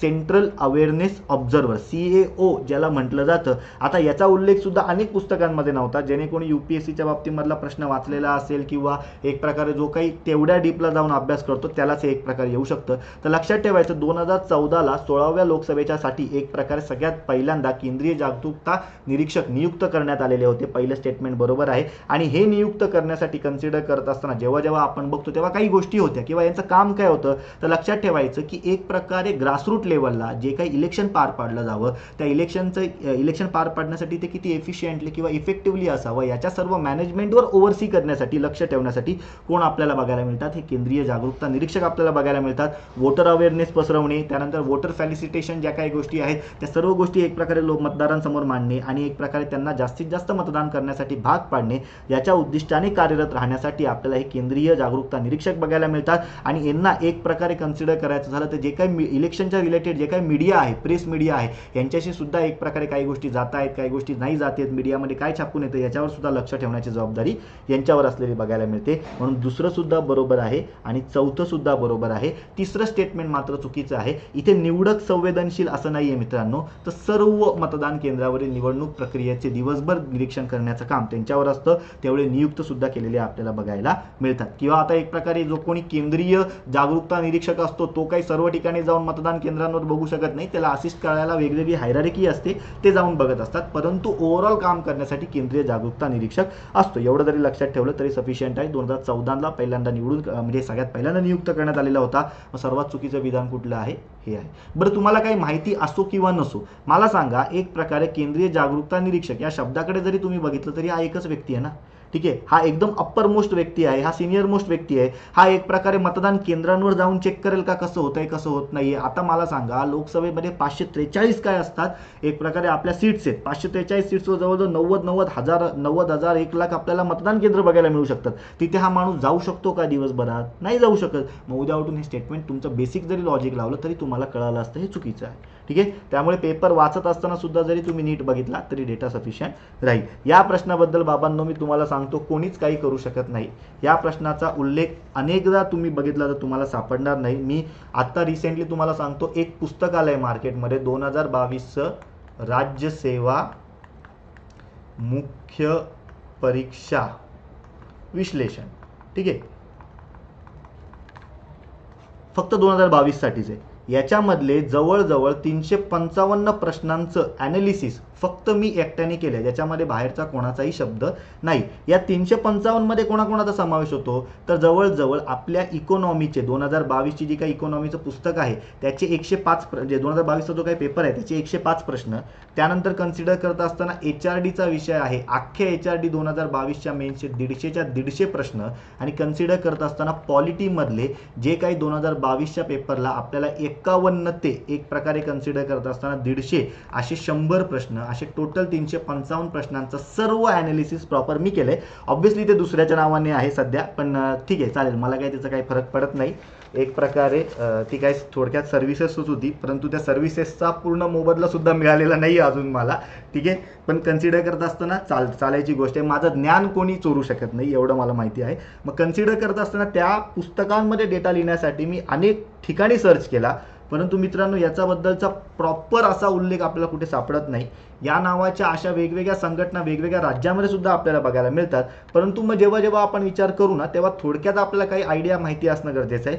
तर आपल्याकडच्या एक प्रकारे मृणाल गोरे आपल्याला माहिती असतात, श्रमजीवी महिला सभा, याच्यासाठी त्यांनी कार्य केलेलं आहे. अचं 4 लावा, 2 ऑप्शन कट करा आणि उरलेल्या 2 मध्ये आता शेवटी ते नशीब आहे, ठीक आहे. परंतु त्यातही मी तुम्हाला सांगतो थोडंफार लॉजिकल कसं जाणं गरजेचं आहे. कन्सिडर करत असताना जर तुम्ही तारा रेड्डी यांच्याकडे बघितलं तर रेड्डी नाव टेक्निकली कन्सिडर करत असताना साऊथचं वाटतं. साऊथमध्ये कन्सिडर करत असताना ज्या काही संघटना आहेत म्हणजे जी काही नावं आहेत ती संघटना या नावानेच आहेत. जर तुम्ही पॉलिटिकल ज्या गोष्टी बघितल्या तर तुम्हाला ते सापडून जाईल. काही जण म्हटले की असा प्रश्न असल्यावर काहीच माहित नसल्यावर 1 2 3 4 किंवा 4 3 2 1 द्यायचं असतं, असं देऊ नका. थोडंफार नावांवर विचार करा की एखाद्या मराठी नाव काय असू शकतं. आता जर तुम्ही नीट इथे आपण बघितलं तर फेडरेशन हे जे काही युजली संघटना आहेत या आपल्याला मराठी नावाच्या बघायला मिळतात, किंवा एक प्रकारे सभा या संघटना आहेत ज्या आपल्याला मराठी नावाच्या बघायला मिळतात, ठीक आहे. म्हणजे सभा हे जे काही नाव आपल्याला बघायला मिळतं एक हे मराठी नाव आहे. संघटना थोडक्यात आपल्याला अनेक ठिकाणी साऊथच्या संस्था आहेत त्यांच्या नावांमध्ये संघटना बघायला मिळतात. थोडक्यात जर अशा गोष्टी जरी थोडा तुम्ही विचार केला बेसिक तर तुम्हाला कदाचित उत्तर सापडू शकेल. परंतु हा प्रश्न नक्कीच कठीण होता. मग याच्यासाठी काय करायचं तर लक्षात ठेवायचं जेवढे काही प्रेशर ग्रुप्स आहेत आणि खास करून महिला संघटना असतील प्रेशर ग्रुप्स मधल्या, किंवा दुसरं गोष्ट शेतकरी संघटना असतील, तिसरी गोष्ट विद्यार्थी संघटना असतील आणि चौथी गोष्ट एक प्रकारे व्यापारी संघटना असतील, या गप गुमान ज्या काही संघटना आहेत त्यांचे नेते एक प्रकारे वाचून घ्यायचे, बघून घ्यायचे. तुम्हाला कदाचित हा प्रश्न आला तर माहिती असणं गरजेचं आहे. मग तुम्ही म्हणाल सर कामगारांचं काय कळायचं, कामगार संघटना पण तर युजली येतात ना. मग कामगार संघटना हा टॉपिक जो आहे ना हा टेक्निकली आपण HRDतनं सुद्धा कव्हर करतो, पॉलिटिक्सनं सुद्धा कव्हर करतो. मग तिकडनं जरी डेटा लक्षात राहिला तरी सफिशियंट आहे. फक्त दबावगट स्पेशली सांगायचं राहिलं तर आपल्या शेतकरी, विद्यार्थी आणि व्यापारी आणि एक प्रकारे महिला हे माहिती असणं गरजेचं आहे. आणि युजली कामगारांच्या ज्या आपल्याला बघायला मिळतात त्या एक प्रकारे ज्या संस्था आहेत किंवा जे दबावगट आहेत ते वेगवेगळ्या पॉलिटिकल पार्टीजचे ॲफिलिएटेड संस्था आहेत. मग ॲटलिस्ट एवढं जरी लक्षात ठेवलं तरी सफिशियंट आहे. हा प्रश्न कठीण होता, याचं मुळापर्यंत जाणं नक्कीच कठीण गेलेलं आहे. त्यामुळे अशा गोष्टी आहेत ज्या एक प्रकारे आपण थोडंफार लॉजिक लावून सोडवू शकतो. ज्याला 150 मारायचाच आहे त्याने लॉजिक लावा, ज्याने नाही मारायचं त्याने नाही लावलं तरी चालणार आहे. पुढचा प्रश्न बघा आपल्याला आता योग्य कथन विचारलेलं आहे, कोण कोणाची नियुक्ती करतो याच्यावरचा प्रश्न आहे. नुसतं जेव्हा आपण निवडणुका बघतो, मी पहिल्यांदा तुम्हाला सांगितलेलं होतं एक प्रकारे 324 ते 329 आपण बघून घेतो, परंतु त्याची जी हायरार्की आहे ना, ठीक आहे, ही हायरार्की आपल्याला माहिती असणं गरजेचं आहे. मग ही हायरार्की आपण जेव्हा फोकस करत असतो तेव्हा आपण कशा गोष्टींवर लक्ष ठेवणं गरजेचं आहे, तर एक प्रकारे कोण कोणाची नियुक्ती कसं करतं. किंवा तुम्ही एम लक्ष्मीकांत हे पुस्तक आहे ना, ठीक आहे, ज्याला मी एक प्रकारे कन्सिडर करत असताना पॉलिटी या विषयाची गीता, पॉलिटी या विषयाचं बायबल, पॉलिटी या विषयाचं कुराण, कुठलंही एक जे बी पॉलिटी या विषयाचा धर्मग्रंथ त्याला असं म्हणून टाकेल की ह्याच्या पुढे काही नाही. हे एवढं भारीतलं आणि एवढं सुंदर पुस्तक आहे तरी मला आजही कळत नाही का एम लक्ष्मीकांत सरांचं पुस्तक सोडून दुसरी पुस्तक मुलं वाचतात. परंतु ठीक आहे, हे जे 2 स्टेटमेंट आहेत ना आपल्या इंग्लिशमध्ये आलेले, the district election officer appoint the presiding officer and polling officer in the case of union territories, returning officers appoint the presiding officer and polling officers. मित्रांनो, एम लक्ष्मीकांत सरांच्या पुस्तकामध्ये 70 का 71वा चॅप्टर आहे इलेक्शन नावाचा. या इलेक्शन नावाच्या चॅप्टरमध्ये एक प्रकारे जेव्हा डिस्ट्रिक्ट इलेक्शन ऑफिसर याची तरतूद करण्यात आलेली आहे त्याच्यामध्ये जवळजवळ 2 वाक्य आहेत. हीच ती 2 वाक्य ॲज इट इज आपल्याला कॉपी केलेली बघायला मिळतात. ॲज इट इज हे दोन्हीच्या दोन्ही कन्सिडर करायचे झाले तर दोन्हीच्या दोन्ही स्टेटमेंट बरोबर आहे, परंतु आपल्याला हायरार्की माहिती असणं गरजेचं आहे. तर लक्षात ठेवायचं एक प्रकारे कन्सिडर करत असताना जे काही आपली केंद्रीय निवडणूक आयोग असतो त्याचा मुख्य आयुक्त असतो, त्याची नियुक्ती ऑब्व्हियसली कोण करतात, राष्ट्रपती करतात. त्याला असिस्ट करायला जेवढे जण असतील ते सुद्धा एक प्रकारे म्हणजे इतर निवडणूक आयुक्त हे सुद्धा राष्ट्रपती ठरवतात, म्हणजेच त्यांची नियुक्ती राष्ट्रपती करतात. त्यानंतर रिजनल कमिशनर असतो, ते एक प्रकारे कन्सिडर करत असताना राष्ट्रपती म्हणजे केंद्रीय निवडणूक आयोगाच्या सल्ल्याने एक प्रकारे नियुक्त करत असतात. त्यानंतर डेप्युटी डेप्युटी इलेक्शन कमिशनर असतात, जे युजली सेक्रेटरिएट लेवलचे अधिकारी आपल्याला बघायला मिळतात. त्यांची नियुक्ती सुद्धा चीफ म्हणजे आपल्या काय म्हणतो आपण त्याला निवडणूक आयोगामार्फत होत असते. त्यानंतर चीफ इलेक्टोरल ऑफिसर जो असतो, जो राज्य आणि केंद्रशासित प्रदेशांमध्ये निवडणुका घेण्यासाठी जबाबदार असतो, त्याची एक प्रकारे नियुक्ती केंद्रीय निवडणूक आयोग करतो. ऑब्व्हियसली ते केंद्र आणि राज्याच्या सल्ल्यानेच करत असतं. त्यानंतर डिस्ट्रिक्ट इलेक्शन ऑफिसरची नियुक्ती सुद्धा केंद्रीय निवडणूक आयोगाच्या माध्यमार्फत होते. केंद्रीय निवडणूक आयोगाच्या मार्फतच होते डिस्ट्रिक्ट निवडणूक अधिकाऱ्याची, आणि युजली तो जिल्हाधिकारी असतो. त्यानंतर आरओ असतो, रिटर्निंग ऑफिसर, जो मतदारसंघाचा अधिकारी असतो. याची सुद्धा नियुक्ती कोणाकडनं होते, तर एक प्रकारे निवडणूक आयोगाकडून आपल्याला होत असलेली बघायला मिळते. त्यानंतर 2 ऑफिसर येतात, एक प्रिसाइडिंग ऑफिसर असतो आणि एक पोलिंग ऑफिसर असतो. प्रिसाइडिंग ऑफिसर म्हणजे त्या मतदान केंद्राचा अधिकारी, ज्याची नियुक्ती आपल्याला एक प्रकारे डिस्ट्रिक्ट इलेक्शन ऑफिसरच्या माध्यमातून होते. आणि एक प्रकारे कन्सिडर करत असताना जो त्या बूथवर अधिकारी असतो, त्याला आपण पोलिंग ऑफिसर किंवा बूथ ऑफिसर असं म्हणतो. याची नियुक्ती राज्यांमध्ये डिस्ट्रिक्ट इलेक्शन ऑफिसर करतात आणि केंद्रशासित प्रदेशांमध्ये एक प्रकारे रिटर्निंग ऑफिसर करत असतात. एवढी हायरार्की जरी तुम्हाला माहिती असली कोण कोणाची नियुक्ती करतं, तरी डेटा सफिशियंट होईल, परंतु आपल्याला आयडिया क्लिअर असणं गरजेचं आहे. आणि पुस्तक वाचत असताना लेजिटिमेट पुस्तकं वाचायची, उगाच इतरत्र कुठलीही पुस्तकं वाचत बसायची नाही. प्रश्न आपल्याला आला तर माहिती असणं गरजेचं आहे. ॲज इट इज स्टेटमेंट आहेत, ॲज इट इज. ठीक आहे, चलो. आता पुढचं आहे, हे सुद्धा इलेक्शनच्या वेगवेगळ्या रिफॉर्म्सवर आधारित प्रश्न आहे. मतदान केंद्राच्या बाबतीमध्ये प्रश्न आहे. अगेन लक्ष्मीकांतमध्ये अवेलेबल आहे. म्हणजे प्रत्येक मतदारापासून 2 किलोमीटरच्या आत मतदान केंद्र असावे, यासाठी निवडणूक आयोग सुनिश्चित करण्याचा प्रयत्न करेल. त्यानंतर प्रत्येक मतदान केंद्र असेल हे निवडणुकीच्या दिवशी किमान 8 तास खुले होईल, हे आपल्याला बघायला मिळतं कन्सिडर करत असताना. त्यानंतर अजून काय आपण याच्यामध्ये बघतो की एका ह्याच्यामध्ये जवळजवळ 1500 पेक्षा काय आहे, जास्त मतदार असणार नाहीत.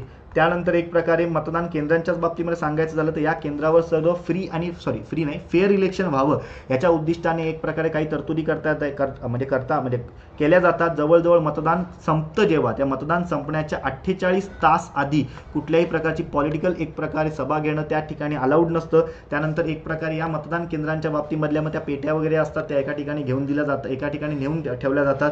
मग जेव्हा काउंटिंग असतं, त्या काउंटिंगच्या वेळेस एक प्रकारे हे सर्व काउंटिंग केलं जातं. त्यावेळेस एक प्रकारे पॉलिटिकल एजंट सुद्धा असतात प्रत्येक उमेदवाराचे. त्यानंतर कन्सिडर करत असताना प्रत्येक जो काही मतदारसंघ असतो, त्याचा निकाल जो असतो तो सुद्धा घोषित कोणामार्फत केला जातो, तर आरओ या रिटर्निंग ऑफिसरच्या माध्यमातून केला जातो. हे दोन्ही स्टेटमेंट इथे आपल्याला बरोबर बघायला मिळतात. थोडक्यात हे काही इलेक्शनच्या बाबतीमधली बेसिक शिफारसी आहेत किंवा बेसिक मतदान केंद्राच्या बाबतीमधल्या तरतुदी माहिती असणं गरजेचं राहील.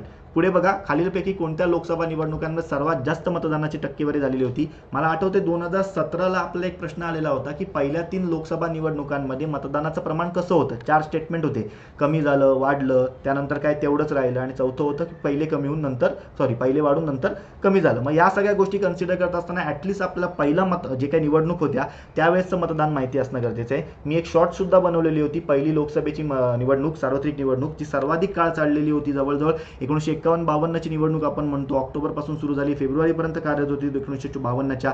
मग कन्सिडर करत असताना त्यावेळेस जवळजवळ 489 जागांसाठी निवडणुका झालेल्या होत्या, आणि त्यावेळेस जे प्रॉपर मतदान नोंदवलं गेलेलं होतं, तर पहिल्या निवडणुकांच्या वेळेस किती होतं, ते एक प्रकारे 45.7% मतदान नोंदवण्यात आलेलं होतं. ठीक आहे, एवढं जरी लक्षात आलं तरी सफिशियंट आहे. दुसऱ्याच्या वेळेस कन्सिडर करत असताना 45.74 मतदान होतं. तिसऱ्याच्या वेळेस कन्सिडर करत असताना 55.42% मतदान होतं. मग आता मला सांगा, पहिल्या 3 निवडणुकांमध्ये मतदानाचं प्रमाण कसं झालं रे, तर वाढलं. हाच 2017चा प्रश्न होता. आणि रिसेंटच्या काळात सांगायचं झालं तर 2019 मध्ये सर्वाधिक मतदान झालेलं बघायला मिळतं, जे जवळजवळ आपल्याला 67.4 बघायला मिळतं.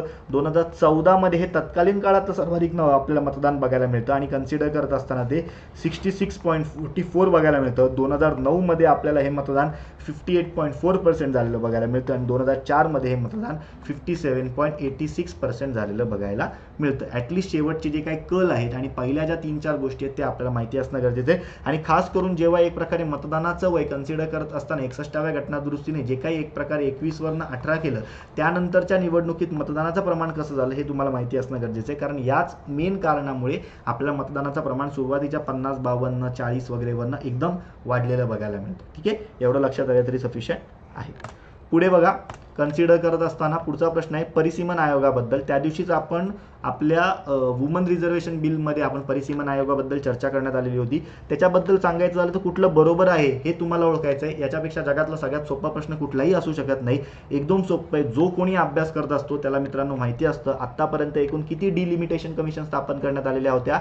4च डिलिमिटेशन कमिशन स्थापन करण्यात आलेले आहेत. 1952ला, त्यानंतर 1962ला, 1972ला आणि एकूण 2002ला. ठीक आहे. मग आता हे 52-72 म्हणजे कन्सिडर करत असताना 52-62-72 2002 म्हणजे हे कायदे आहेत आणि त्यानंतर मग 52-63-73 2002ला त्याची स्थापना झाली.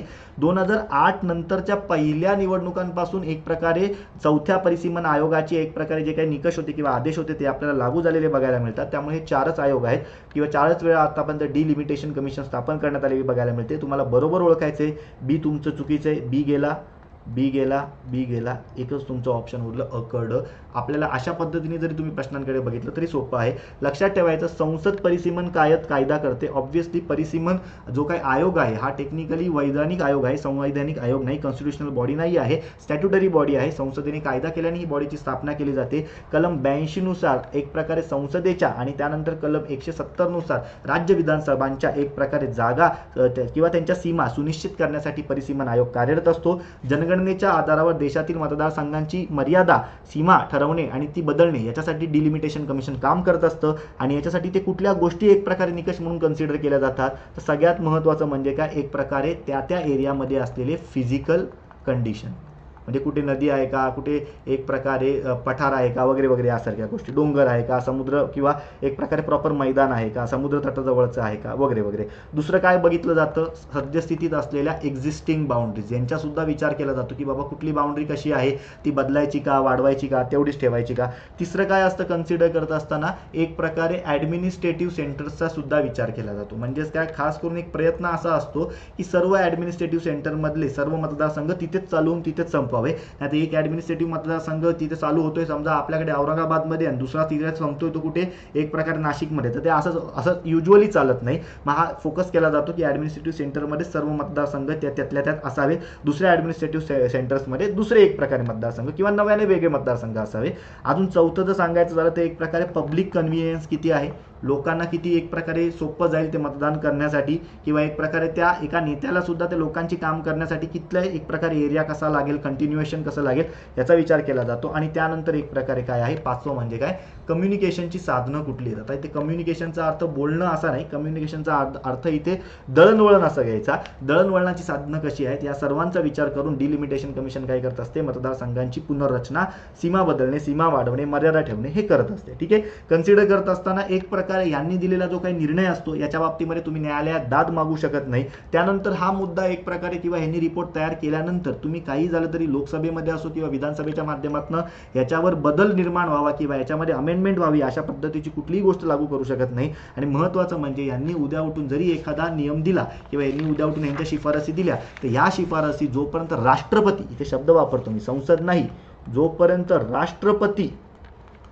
मान्यता देत नाही तोपर्यंत हे लागू होत नाही. राष्ट्रपतींनी मान्यता दिल्यावरती युजली लागू त्या दिवसापासून होतं. चौथं डिलिमिटेशन कमिशन जे आहे हे कन्सिडर करत असताना 2002ला स्थापन झालेलं होतं. हा 3 सदस्यीय आयोग होता ज्याचे अध्यक्ष कुलदीप सिंग होते. कुलदीप सिंग यांनी युजली काय केलेलं होतं, यांनी काही मतदारसंघांची जी काही संख्या होती ती काही एक प्रकारे वाढवलेली नाहीये, फक्त काय केलेलं आहे त्यांनी सीमा बदल केलेला आपल्याला बघायला मिळतो. आणि थोडक्यात काय म्हणजे 543च मतदारसंघ ठेवलेत, फक्त थोड्या सीमा बदल केल्या आणि SC ST साठीच्या ज्या काही आपण जागा आरक्षित ठेवतो त्या आरक्षणाचं प्रमाण आपल्याला वाढवलेलं इथे बघायला मिळतं. बाकी लोड घेण्यासारखं अजिबात काही नाही आहे. सुरुवातीला ह्याची जी काही स्थापना झालेली होती हा 12 जुलै 2002ला याची स्थापना झालेली होती. सुरुवातीला यांना 2 वर्षाचा कालावधी देण्यात आलेला होता, परंतु हा कालावधी नंतर वाढून कुठपर्यंत गेलेला होता, 31 जुलै 2018 पर्यंत 8 पर्यंत गेलेला होता. आणि म्हणूनच ही 2008 अशी अजून एक तारीख आपल्याला बघायला मिळते, पण त्यावेळेस त्यांनी तो आपला रिपोर्ट सादर केलेला बघायला मिळतो. हे एवढं लक्षात ठेवलं तरी डेटा इथे सफिशियंट आहे. आणि या परिसीमन आयोगामध्ये सर्व देशातल्या सर्व राज्यांचा विचार केला गेला का, तर अजिबात नाही मित्रांनो. लक्षात ठेवायचं, या बाबतीमध्ये किंवा या डिलिमिटेशन कमिशनने अरुणाचल प्रदेश, ठीक आहे, त्यानंतर नागालँड, ठीक आहे, त्यानंतर मणिपूर आणि चौथं म्हणजे आसाम या राज्यांना एक प्रकारे डिलिमिटेशनमध्ये सहभागी करून घेतलं नव्हतं, या राज्यांना वगळण्यात आलेलं होतं. म्हणून रिसेंटली एक प्रकारे मागच्याच वर्षी आपल्याला नॉर्थ ईस्टसाठी एक प्रकारे डिलिमिटेशन कमिशन स्थापना करण्याची सुविधा किंवा एक प्रकारे आदेश निघालेला होता. त्याला अनेक ठिकाणी राजकीय पॉलिटिकल किंवा सामाजिक विरोध सुद्धा आलेला बघायला मिळतो. का? कारण यांचं जे काय परिसीमन आहे ते आता रिसेंटली झालेलं आपल्याला बघायला मिळत नाही. त्यानंतर एक प्रकारे सांगायचं झालं तर न्यायमूर्ती रंजना देसाई यांच्या अध्यक्षतेखाली आपल्याला जम्मू काश्मीर राज्याचं जेव्हा एक प्रकारे जम्मू काश्मीर आणि लडाख अशा 2 युनियन टेरिटरीजमध्ये वर्गीकरण झालं तेव्हा सुद्धा एक प्रकारे नवीन डेलिमिटेशन आलेलं बघायला मिळतं. त्यांनी सुद्धा जम्मू काश्मीरच्या विधानसभेच्या जागा वाढवलेल्या आपल्याला बघायला मिळतात. अनंतनाग सागी कॉन्स्टिट्युएन्सी असतील ती एक प्रकारे जम्मू आणि काश्मीरमध्ये विभागलेली बघायला मिळते. जम्मू काश्मीर युनियन टेरिटरीला 5, लडाख युनियन टेरिटरीला 1 अशा 6 जागा आपल्याला अस्तित्वात तिथे आलेल्या बघायला मिळतात. मग कन्सिडर करत असताना एवढं आपल्याला माहिती असणं इथे एक प्रकारे गरजेचं आहे. हा 2002चा जरी एक प्रकारे आयोग असला आणि यांनी दिलेल्या अहवालानुसार एक प्रकारे 2003, 2008 आणि 2016 यामध्ये एकूण 3 वेळा याच्यामध्ये बदल करण्यात आलेले आहे. आणि यांनी सांगितल्याप्रमाणे जे काही मतदारसंघांची संख्या आहे ही 2026 पर्यंत एक प्रकारे गोठवण्यात आलेली आहे. आणि 2026 नंतरच्या पहिल्या इलेक्शनच्या आकडेवारीनुसार पुढची एक प्रकारे जागा निश्चिती करण्यात यावी अशी सुद्धा शिफारस यांनी केलेली होती. मी याच्याबद्दलचे एक्सप्लेनेशन आपल्या वुमन रिझर्वेशन बिलच्या बाबतीमध्ये सांगितलेलं आहे सगळ्यात शेवटी तर ते बघायचा प्रयत्न जरी तुम्ही केला तरी तुम्हाला डेटा हा कळू शकतो. एवढं आपल्याला माहिती असणं गरजेचं आहे. डिलिमिटेशनच्या बाबतीमध्ये अजून पुढे जाऊन सांगायचं झालं तर या डिलिमिटेशन कमिशनमध्ये वेगवेगळ्या पार्टीचे वेगवेगळे सदस्य असतात, प्रत्येक राज्याचे वेगवेगळे असतात. महाराष्ट्राचे कोण कोण होते, देशातले कोण कोण होते हे एवढं जरी लक्षात ठेवलं तरी तुम्हाला सफिशियंट होऊ शकतं. ठीक आहे, चलो पुढचा प्रश्न आपण बघूया. पुढच्या प्रश्नामध्ये काय आहे, एक प्रकारे पक्षांचा कालानुक्रम लावा. एकदम सोपा प्रश्न आहे हा. शिरोमणी अकाली दल मित्रांनो तुम्हाला सर्वांना माहिती आहे सगळ्यात जुनी आपल्याला राज्य म्हणजे स्टेट पार्टी बघायला मिळते. जे शिरोमणी अकाली दल किंवा 1920 जी मोहीम होती त्या 1920च्या मोहिमेमधनंच आपल्याला एक प्रकारे या साधची नंतर पॉलिटिकल पार्टी म्हणून सुद्धा स्थापना झालेली बघायला मिळते. 14 डिसेंबर 1920ला एक प्रकारे पंजाबमध्ये याची स्थापना झालेली बघायला मिळते. एवढं लक्षात ठेवलं तरी सफिशियंट आहे. वजन काटा हे यांचं काय आहे आपल्याला पॉलिटिकल चिन्ह आहे. ठीक आहे, आता तुम्हाला काय करायचं, स्थापना वर्षावर आधारित क्रम लावायचा. म्हणजे तुमचं सी पहिले आलं पाहिजे. हे 2 ऑप्शन गेले, हे 2 ऑप्शन तुमचे आता इथे उरलेले आहे. ठीक आहे, त्यानंतर कन्सिडर करत असताना झारखंड मुक्ती मोर्चा आहे, तेलुगू देशम पार्टी आहे आणि आसाम गण परिषद आहे. आता यांच्या बाबतीमध्ये सांगायचं झालं तर तेलुगू देशम पार्टीबद्दल आपल्याला नेहमी प्रश्न विचारला जातो. एकदा 2017 का 18ला प्रश्न सुद्धा विचारलेला होता की 1984च्या इलेक्शनमध्ये 2 नंबरचा पक्ष कुठला होता असा काहीतरी तो प्रश्न होता. तर 1984च्या पक्ष याच्यामुळे टीडीपी हा जी पार्टी होती 2 नंबरचा पक्ष होता. 1982ला हा नव्याने स्थापना झालेला पक्ष असलेला आपल्याला बघायला मिळतो. ठीक आहे, पण आता याच्यामुळे सहसा तुमचं उत्तर निघत नाही. धनुष्यबाण तेलुगू देशम पार्टीच्या बाबतीमध्ये सांगायचं तर NT रामाराव हे त्याचे अध्यक्ष आहेत. आंध्र प्रदेश आणि तेलंगणामध्ये हा सध्या अस्तित्वात आहे आणि याचं पॉलिटिकल चिन्ह आपल्याला काय बघायला मिळतं, सायकल बघायला मिळतं. ठीक आहे, आता झारखंड मुक्ती मोर्चा आणि आसाम गण परिषद. आता याच्या बाबतीमध्ये सांगायचं झालं तर झारखंड मुक्ती मोर्चाची जी काय आपण बघतो याची स्थापना जवळजवळ 1972लाच झालेली बघायला मिळते. विनोद बिहारी महातो, शिरा महातो, शिबू सोरेन जे आधीचे झारखंडचे मुख्यमंत्री होते आणि आता त्यांचे अपत्य म्हणजे हेमंत सोरेन हे झारखंडचे मुख्यमंत्री आहेत. ठीक आहे, याचं चिन्ह आपल्याला एक प्रकारे धनुष्य बाण बघायला मिळतं. आपल्या शिवसेनेशी संबंधित असलेलं चिन्ह सुद्धा धनुष्य बाण होतं काही काळामध्ये. त्यामुळे एक प्रकारे 2019 प्रश्न आलेला होता की समान चिन्हांचे पॉलिटिकल पार्टीज ओळखा. मग आपल्याला ॲटलीस्ट एवढी आयडिया माहिती असणं गरजेची होती. म्हणजे 19ला जर तुम्ही नीट बघितलेला असता JMM तर तुम्हाला कळालं असतं 1972ची स्थापना आहे आणि आसाम गण परिषद ही आपल्याला 1985ची स्थापना असलेला आसाममधला पक्ष बघायला मिळतो. मग याच्या बाबतीमध्ये सांगायचं तर सगळ्यात पहिल्यांदा तुमचं C येणार आहे, त्यानंतर तुमचं A येणार आहे. इकडनंच तुमचं उत्तर निघते ऑप्शन क्रमांक 4. आता प्रत्येक नॅशनल पार्टीज, प्रत्येक पॉलिटिकल पार्टी ज्यांची स्थापना वर्ष पाठ करायचा, त्यांची एक प्रकारे फाउंडर्स पाठ करायचा, त्यांचे चिन्ह पाठ करण्याचा प्रयत्न करा. तुम्हाला प्रश्न आला तर आयडिया क्लिअर पाहिजेत असे प्रश्न येतात. ठीक आहे, पुढचा प्रश्न बघा. आता सेम अशा आशयाचा प्रश्न मी तुम्हाला दाखवून देतो मित्रांनो. सेम अशा आशयाचा प्रश्न 2021ला आलेला होता. ठीक आहे, हा 2022चा आहे ना, तुम्हाला 2021 मध्ये दाखवतो. म्हणजे ॲनालिसिस करणं का गरजेचं आहे हे तुम्हाला त्याच्यावरनं ठरेल किंवा योग्य ॲनालिसिस करणं का गरजेचं आहे. नाहीतर आपण रॅन्डम कुठलंही पुस्तक घेऊन येतो, त्याच्यामध्ये दिलेलं वाचतो. अर्ध्या पुस्तकांमध्ये दिलेलं असतं की तुम्हाला एलिमिनेशन टेक्निक वाढली तर तुमचं उत्तर सुटेल. अर्ध्या पुस्तकांमध्ये काही म्हणजे अर्ध्या प्रश्नांबद्दल उल्लेख सुद्धा नसतो. त्यामुळे अशा गोष्टी नाही करायच्या, आपल्याला आयडिया क्लिअर पाहिजे. सेम इथे प्रश्न आहे बघा, अनामत रक्कम म्हणजे डिपॉझिट अमाऊंटबद्दल 2021चा हा प्रश्न आहे आणि इथे कन्सिडर करत असताना आपण हा 2022चा ऑलरेडी प्रश्न बघत आहोत. मग जेव्हा आपण याच्याबद्दल विचार करू तेव्हा आपल्याला काय माहिती असणं गरजेचं आहे, तर लक्षात ठेवायचं मित्रांनो याच्यामध्ये सुद्धा एक प्रकारे काही गोष्टी होत्या. आता इथे मुद्दामून 2009 हा शब्द उल्लेख केलेला आहे. म्हणजे 2009 पासून काय झालेलं होतं, डिपॉझिट अमाऊंटच्या गोष्टीमध्ये बदल करण्यात आलेला होता, ज्याची अंमलबजावणी खास करून 2010 मध्ये आपल्याला झालेली बघायला मिळते. मग ती कशी आहे अंमलबजावणी किंवा त्याच्यामधला काय काय फरक आहे तर आपल्याला माहिती असणं गरजेचं आहे. तर जी काही आपण बघतोय 2009ला एक प्रकारे घोषित करण्यात आली आणि 1 फेब्रुवारी 2010 पासून या गोष्टी लागू झाल्या. लोकसभेसाठी काही गोष्टी होत्या, त्यानंतर स्टेट लेजिस्लेटिव्ह असेंब्लीमध्ये विधानसभेसाठी काही गोष्टी होत्या. लोकसभेसाठी नॉर्मल कॅन्डिडेटला म्हणजे अनरिझर्व्ह कॅन्डिडेटला 25,000 रुपये डिपॉझिट अमाऊंट होतं, जे सुरुवातीला 10,000 होतं. आणि कन्सिडर करत असताना SC ST कम्युनिटीतील आपल्या बंधू भगिनींसाठी जे काही डिपॉझिट सुरुवात म्हणजे 2010 पासून नवीन सुधारणांपासून 12,500 झालं, जे सुरुवातीला 5,000 होतं. याच्यावरच आधारित पहिलं स्टेटमेंट आहे. ठीक आहे. त्यानंतर कन्सिडर करत असताना स्टेट लेजिस्लेटिव्ह असेंब्ली किंवा विधानसभांच्या बाबतीमध्ये विचार करायचा झालं तर अनरिझर्व्ह कॅटेगरीतल्या उमेदवाराला 10,000 रुपये डिपॉझिट अमाऊंट ठेवण्यात आली, जी सुरुवातीला 5,000 होती.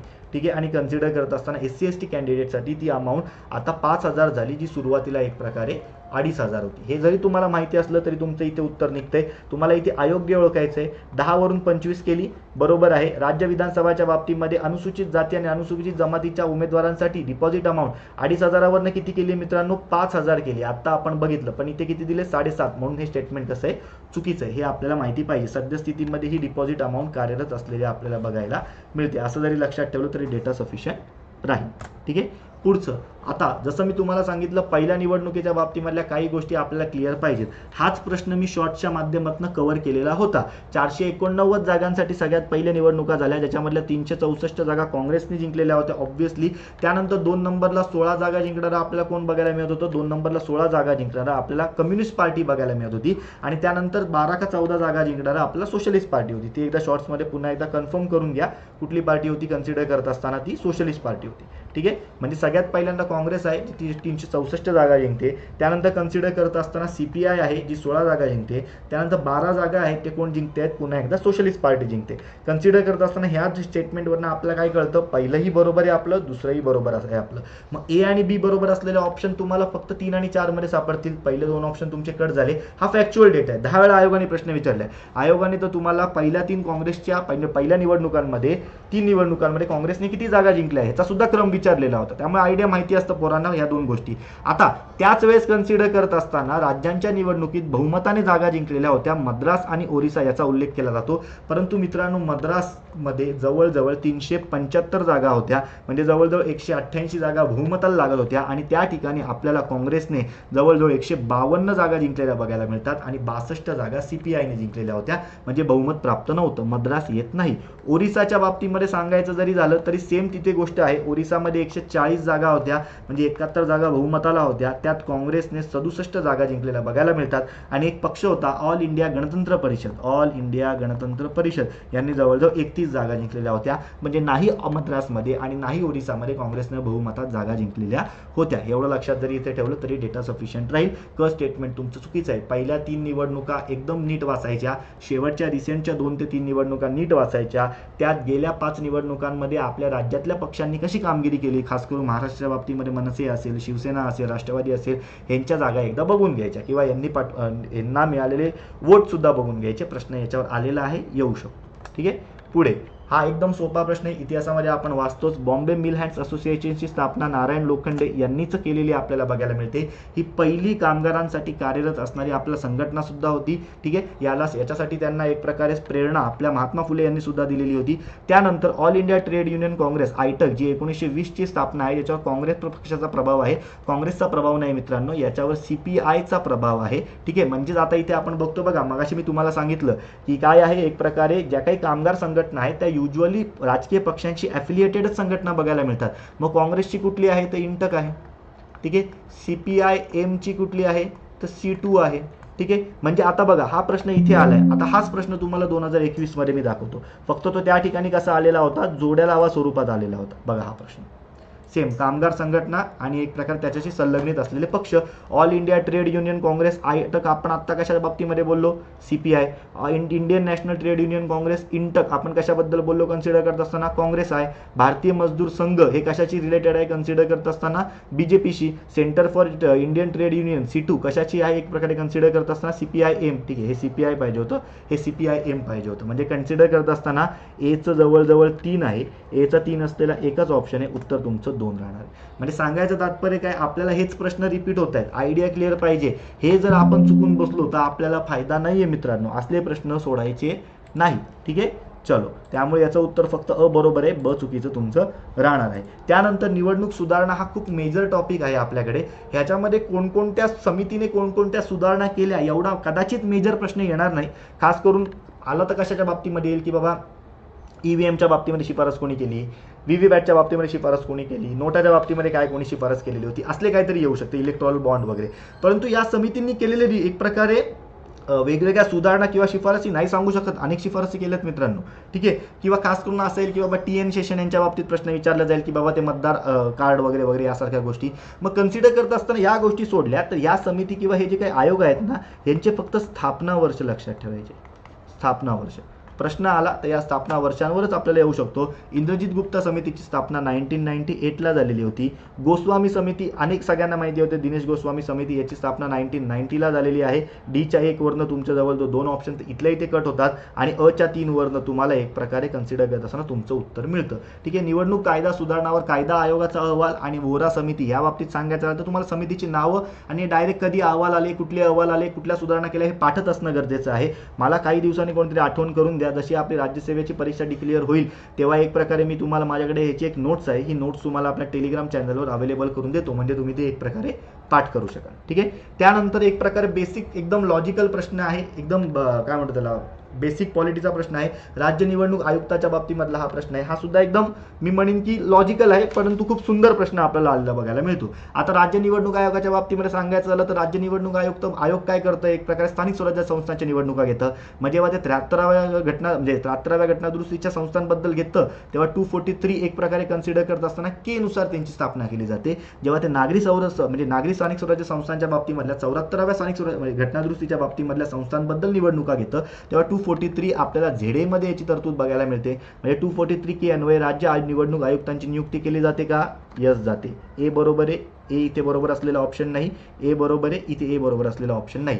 आता तुमचं ए सुद्धा बरोबर आहे तर ए सुद्धा बरोबर आहे, कॉमन काढण्याचा प्रयत्न करा, बी तुमचं बरोबर आहे की नाही. आता बीच्या बाबतीमध्ये जेव्हा आपण विचार करतो तेव्हा आपल्याला काय कन्सिडर करणं गरजेचं आहे, राज्य निवडणूक आयुक्त पदावर अशा व्यक्तीची नेमणूक केली जाईल जो अतिरिक्त मुख्य सचिव म्हणून कार्यरत आहे किंवा कार्यरत होता, त्यापेक्षा खालच्या स्तरावरील स्थानावर नव्हता.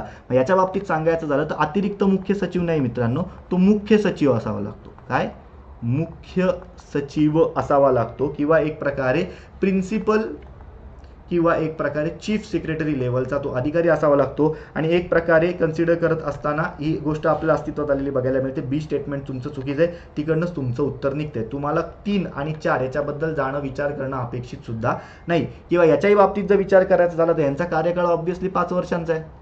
ठीक आहे, राज्य निवडणूक आयुक्त आपल्या पदावर 5 वर्षांपेक्षा जास्त 3 वर्षांपेक्षा जास्त काळ असणार नाही आणि त्यांची पुन्हा त्याच पदावर नियुक्ती होण्यास ते पात्र असणार नाही, चुकीचं आहे. 5 पाहिजे होतं. ठीक आहे, UPS मदान हे महाराष्ट्राचे 7वे राज्य निवडणूक आयुक्त आहेत, 7वे नाही मित्रांनो 6वे राज्य निवडणूक आयुक्त आहे. मग आपण हा क्रम पाठ करणं गरजेचं आहे. आपल्याला प्रश्न येऊ शकतो तर काय लक्षात ठेवायचं, चौधरी राजनंद नारायण सहा मदन. काय, चौधरी राजनंद नारायण सहा मदन म्हणजेच काय, चौधरी राजवाडे, नंद नारायण सत्यनारायण आहेत ते, जगेश्वर सहारिया आणि UPS मदन. मग कन्सिडर करत असताना आयडिया आपल्याला माहिती असणं गरजेचं आहे. क्रमाने प्रश्न आपल्याला येऊ शकतो. ठीक आहे, प्रश्न आतापर्यंत विचारल्या पहिल्या वगैरे कोण होत्या त्या, नीला सत्यनारायण यांच्याबद्दल सुद्धा प्रश्न आहेत, एकमेव फिमेल आपल्याला त्या बघायला मिळतं. मग आयडिया आपली इथे क्लिअर असणं गरजेचं राहील. हे प्रश्न सहसा येतात. आता इथे कन्सिडर करायचे झाले तर हे तुमचे 18 प्रश्न, ज्या 18 प्रश्नांसाठी आपल्याला जवळजवळ जे अनालिसिस आपण केलं त्याच्यासाठी मी नाही म्हटलं तरी जवळजवळ आपलं एक 40 मिनिटं वगैरे लागलेले असतील किंवा जास्तच वेळ लागला, 50-60 मिनिटं बरोबर. मग अजून आपण ते पुढच्या 23 प्रश्नांचं सुद्धा अनालिसिस करणार आहोत, पण थोडक्यात तुम्हाला असं अनालिसिस करणं अपेक्षित आहे. प्रश्न आपल्याला याच्यावर येतात तर आपले हे प्रश्न चुकवून चालणार नाही. ठीक आहे, मगाशी तुम्हाला जेव्हा सिलेबस सुरू करत होतो तेव्हा आपण एक शब्द टाकलेला होता की मेजर पर्सनॅलिटीज बद्दल आपल्याला आयडिया क्लिअर असणं गरजेचं आहे. मग सद्यस्थितीमध्ये कोण कोण चर्चेमध्ये आहेत, अजितदादा पवार, दुसरे कोण कोण आपले एकनाथ शिंदे, तिसरे फडणवीस, चौथे शरद पवार, त्यानंतर कन्सिडर करत असताना राहुल गांधी, त्यानंतर एक प्रकारे कन्सिडर करत असताना नरेंद्र मोदी, JP नड्डा, अमित शहा, त्यानंतर एक प्रकारे अजून कोण कोण चर्चेत आहे, भगवत मन चर्चेत आहे, महुआ मोइत्रा चर्चेत आहे, त्यानंतर आपल्या ममता दीदी चर्चेत आहेत, अखिलेश यादव चर्चेत आहे, नितीश कुमार तेजस्वी यादव चर्चेत आहेत, KCR चर्चेत आहेत, स्टॅलिन चर्चेत आहेत, जगनमोहन रेड्डी चर्चेत आहेत, अजून सांगायचं तर डी शिवकुमार चर्चेमध्ये आहे, सिद्धरामय्या चर्चेमध्ये आहेत, सचिन पायलट चर्चेत आहेत, गेहलोत चर्चेत आहेत आपले, त्यानंतर कमलनाथ चर्चेत आहेत, शिवराज सिंग चौहान चर्चेत आहेत, भूपेश बाघेल चर्चेत आहेत, त्यानंतर हेमंत सोरेन चर्चेत आहेत, बिजू जनता दलचे नवीन पटनाईक चर्चेत आहेत, अजून सांगायचं झालं तर सहसा एवढ्या नेत्यांबद्दल तुम्हाला ॲटलिस्ट माहिती पाहिजे, ॲटलिस्ट आपल्या देशातले नेते आहेत या उद्देशाने तरी ती माहिती असणं गरजेचं आहे. ते IIT मुंबईचे विद्यार्थी नाहीत मित्रांनो. काय प्रश्न आहे? अरविंद केजरीवाल यांच्या प्रायव्हेट लाईफबद्दलचा प्रश्न आहे.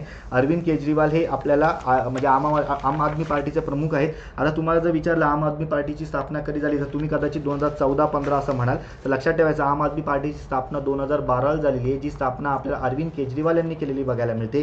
ते IRS ऑफिसर सुद्धा आपल्याला बघायला मिळतात 1995 ते 2006. ठीक आहे, 1995 ते 2006 या काळात त्यांनी IRS म्हणून सुद्धा काम केलेलं आपल्याला बघायला मिळतं. 2006ला त्यांना रॅमन मॅग्सेसे पुरस्कार सुद्धा मिळालेला आपल्याला बघायला मिळतो. त्यानंतर कन्सिडर करत असताना IIT मुंबई नाही मित्रांनो, IIT खरगपूरचे ते आपल्याला काय बघायला मिळतात, ॲलमनी बघायला मिळतात.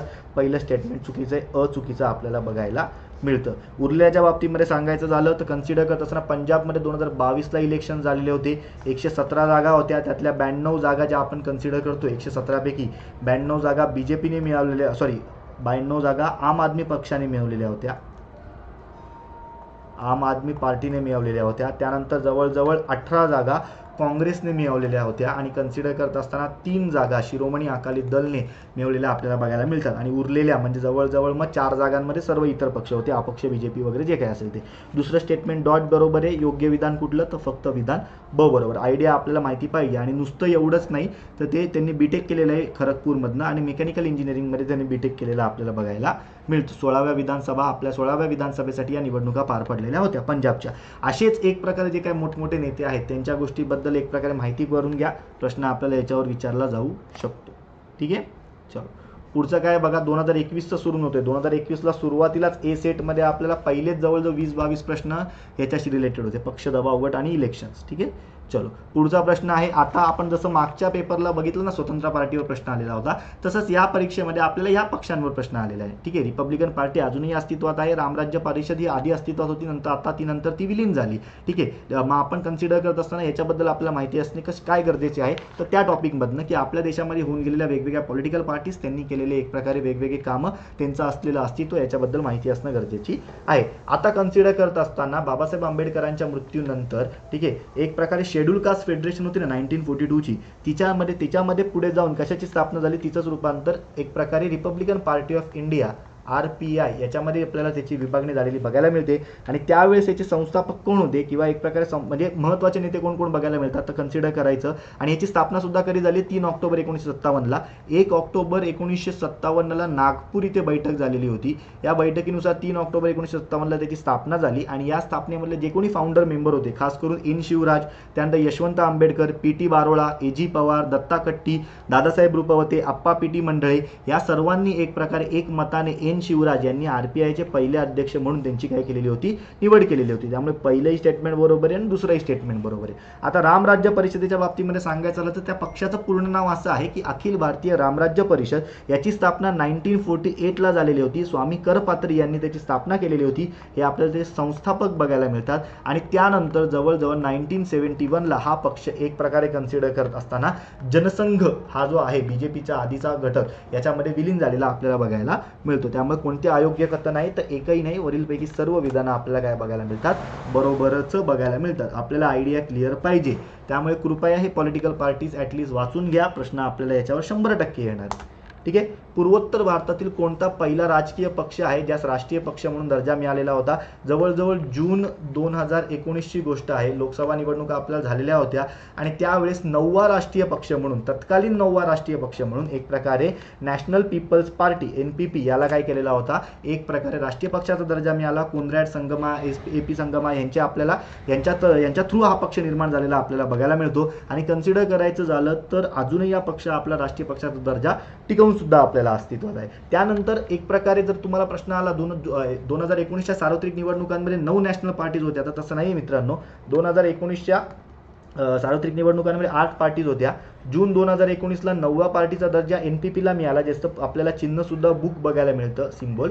ठीक आहे. आणि कन्सिडर करत असताना 10 एप्रिल 2023ला नवीन निर्णय आला, ज्याच्यानुसार 6च पॉलिटिकल पार्टी राहिल्या. या 9 पैकी 3 पॉलिटिकल पार्टी होत्या, म्हणजे तृणमूल काँग्रेस, दुसरं काय राष्ट्रवादी काँग्रेस, आणि तिसरं काय एक प्रकारे CPI एम नाही, नुसती CPI communist party of India यांचा काय होता, नॅशनल पार्टीचा दर्जा काढून घेण्यात आला. मग एक प्रकारे सद्यस्थितीमध्ये कोणकोणत्या नॅशनल पार्टीज आहेत, इंडियन नॅशनल काँग्रेस, त्यानंतर कन्सिडर करत असताना CPI एम, त्यानंतर कन्सिडर करत असताना आपलं BSP, त्यानंतर कन्सिडर करत असताना म्हणजे BJP चौथी झाली, त्यानंतर कन्सिडर करत असताना आपल्याकडे आम आदमी पार्टी, आणि 5वं म्हणजे काय NPP.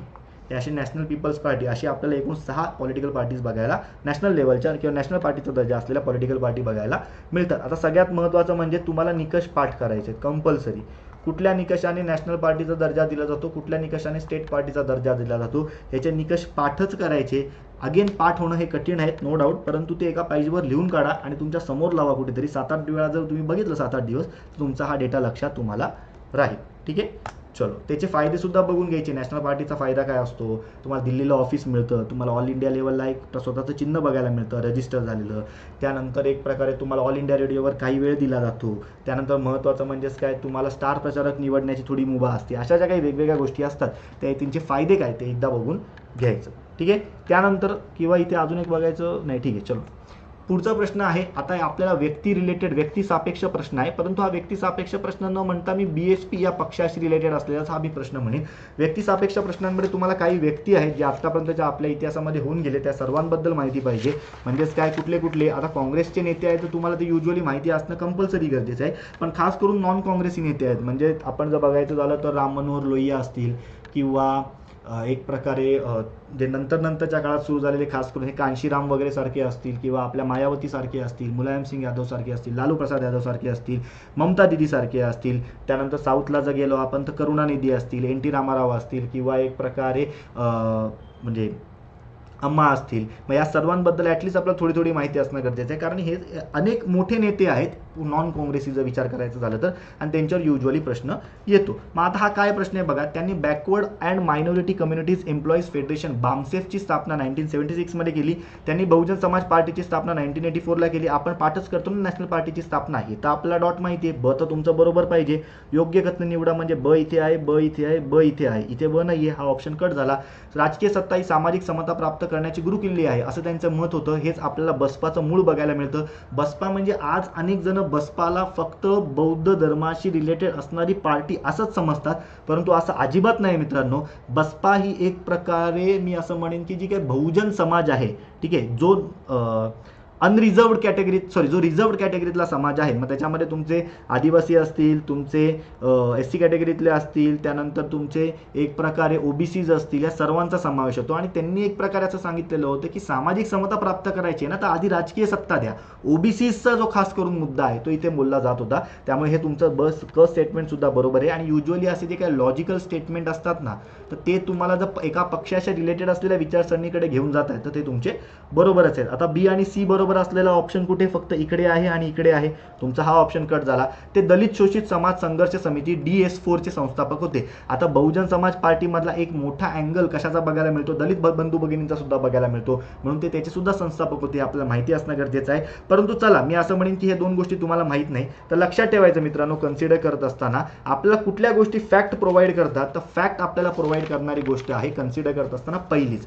BAMSEFची स्थापना 1976 ना मित्रांनो 1971ला झालेली होती. कन्सिडर करत असताना कांशीराम, ज्यांचा जन्म 1934ला झाला आणि 2006ला त्यांचा मृत्यू झाला, त्याच्या आधी 2001-2च्या काळामध्ये त्यांनी त्यांचा उत्तराधिकारी म्हणून त्यावेळेस शाळेमध्ये एक प्रकारे शिक्षिका म्हणून काम करणाऱ्या मायावती यांची नेमणूक केली. आणि त्यानंतर जवळजवळ या पक्षाच्या माध्यमातून त्या जवळजवळ 4 वेळा एक प्रकारे UPच्या मुख्यमंत्री सुद्धा झालेल्या बघायला मिळतात. दलित शोषित समाज संघटना समिती म्हणजेच DS4, काय दलित शोषित समाज संघर्ष समिती, अशा DS4ची स्थापना त्यांनी आपल्याला 6 डिसेंबर 1981ला केलेली बघायला मिळते. बाबासाहेब आंबेडकरांना स्मरून त्यांनी ही स्थापना केलेली होती.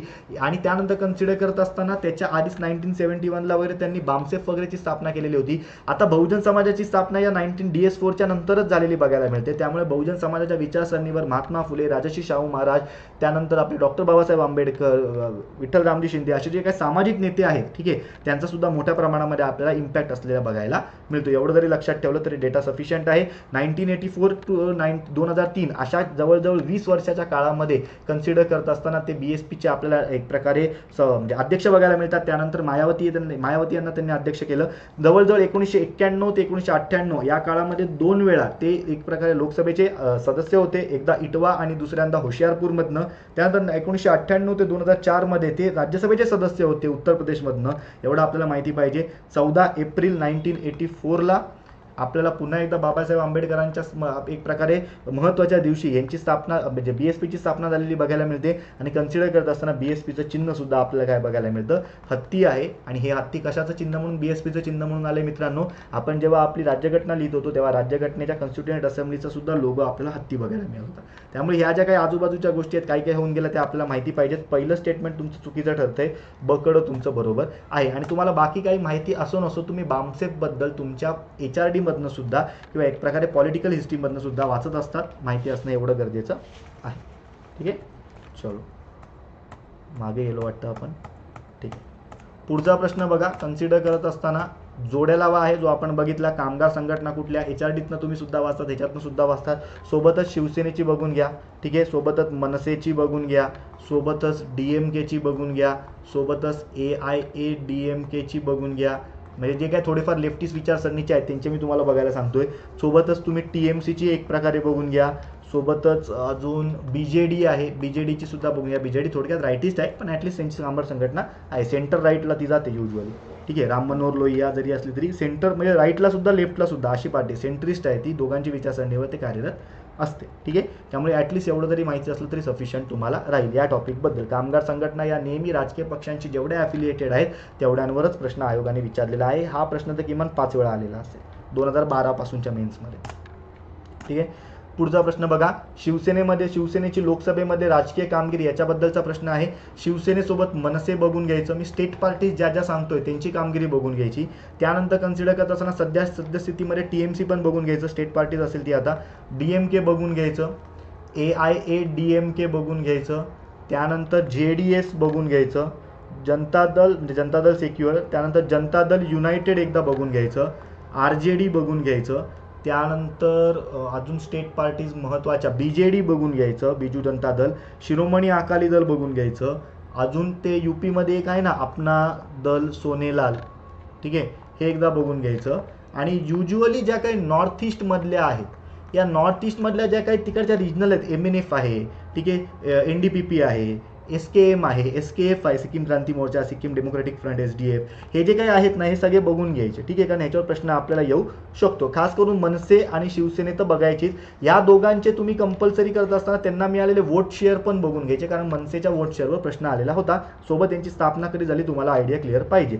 मग जेव्हा जेव्हा आपण याच्याबद्दल बोलत असू तेव्हा आपण जेव्हा बघून घेतो तेव्हा शिवसेनेची स्थापना एक प्रकारे 19 जून 1966ला बाळासाहेब ठाकरे यांच्या हस्ते, प्रबोधन ठाकरे यांच्या आशीर्वादाने मुंबईला शिवाजी पार्कवर झालेली आपल्याला बघायला मिळते. 1971ला सगळ्यात पहिल्यांदा त्यांनी लोकसभा निवडणूक लढवलेली होती, ज्याच्यामध्ये ऑब्व्हियसली त्यांना जास्त यश आलं नाही, 0 सीट्स त्यांना मिळालेल्या होत्या.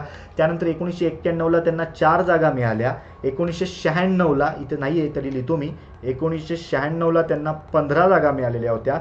1998ला त्यांना एक प्रकारे 6 जागा मिळाल्या. 1999ला त्यांना 15 जागा मिळाल्या. 2004ला त्यांना 12 जागा मिळाल्या.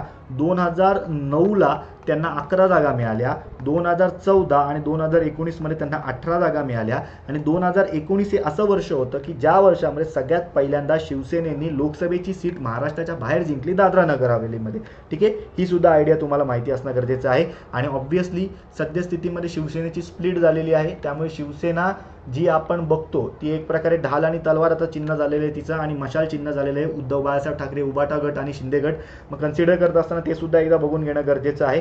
परंतु या जुन्या शिवसेनेची ही स्प्लिट होण्याआधी धनुष्यबाणचे हे आपल्याला काय बघायला मिळतं, चिन्ह होतं, ठीक आहे. आता शिंदे गट झालेला आहे. त्यांच्याकडे काय आहे, ढाल तलवार. आणि दुसरी गोष्ट म्हणजे काय, उबाटा गट आहे उद्धव बाळासाहेब ठाकरे, त्यांच्याकडे काय आहे, मशाल. NCP मध्ये सुद्धा स्प्लिट झालेली आहे, परंतु स्प्लिट झालेली नाही असं आपल्याला सांगण्यात येते.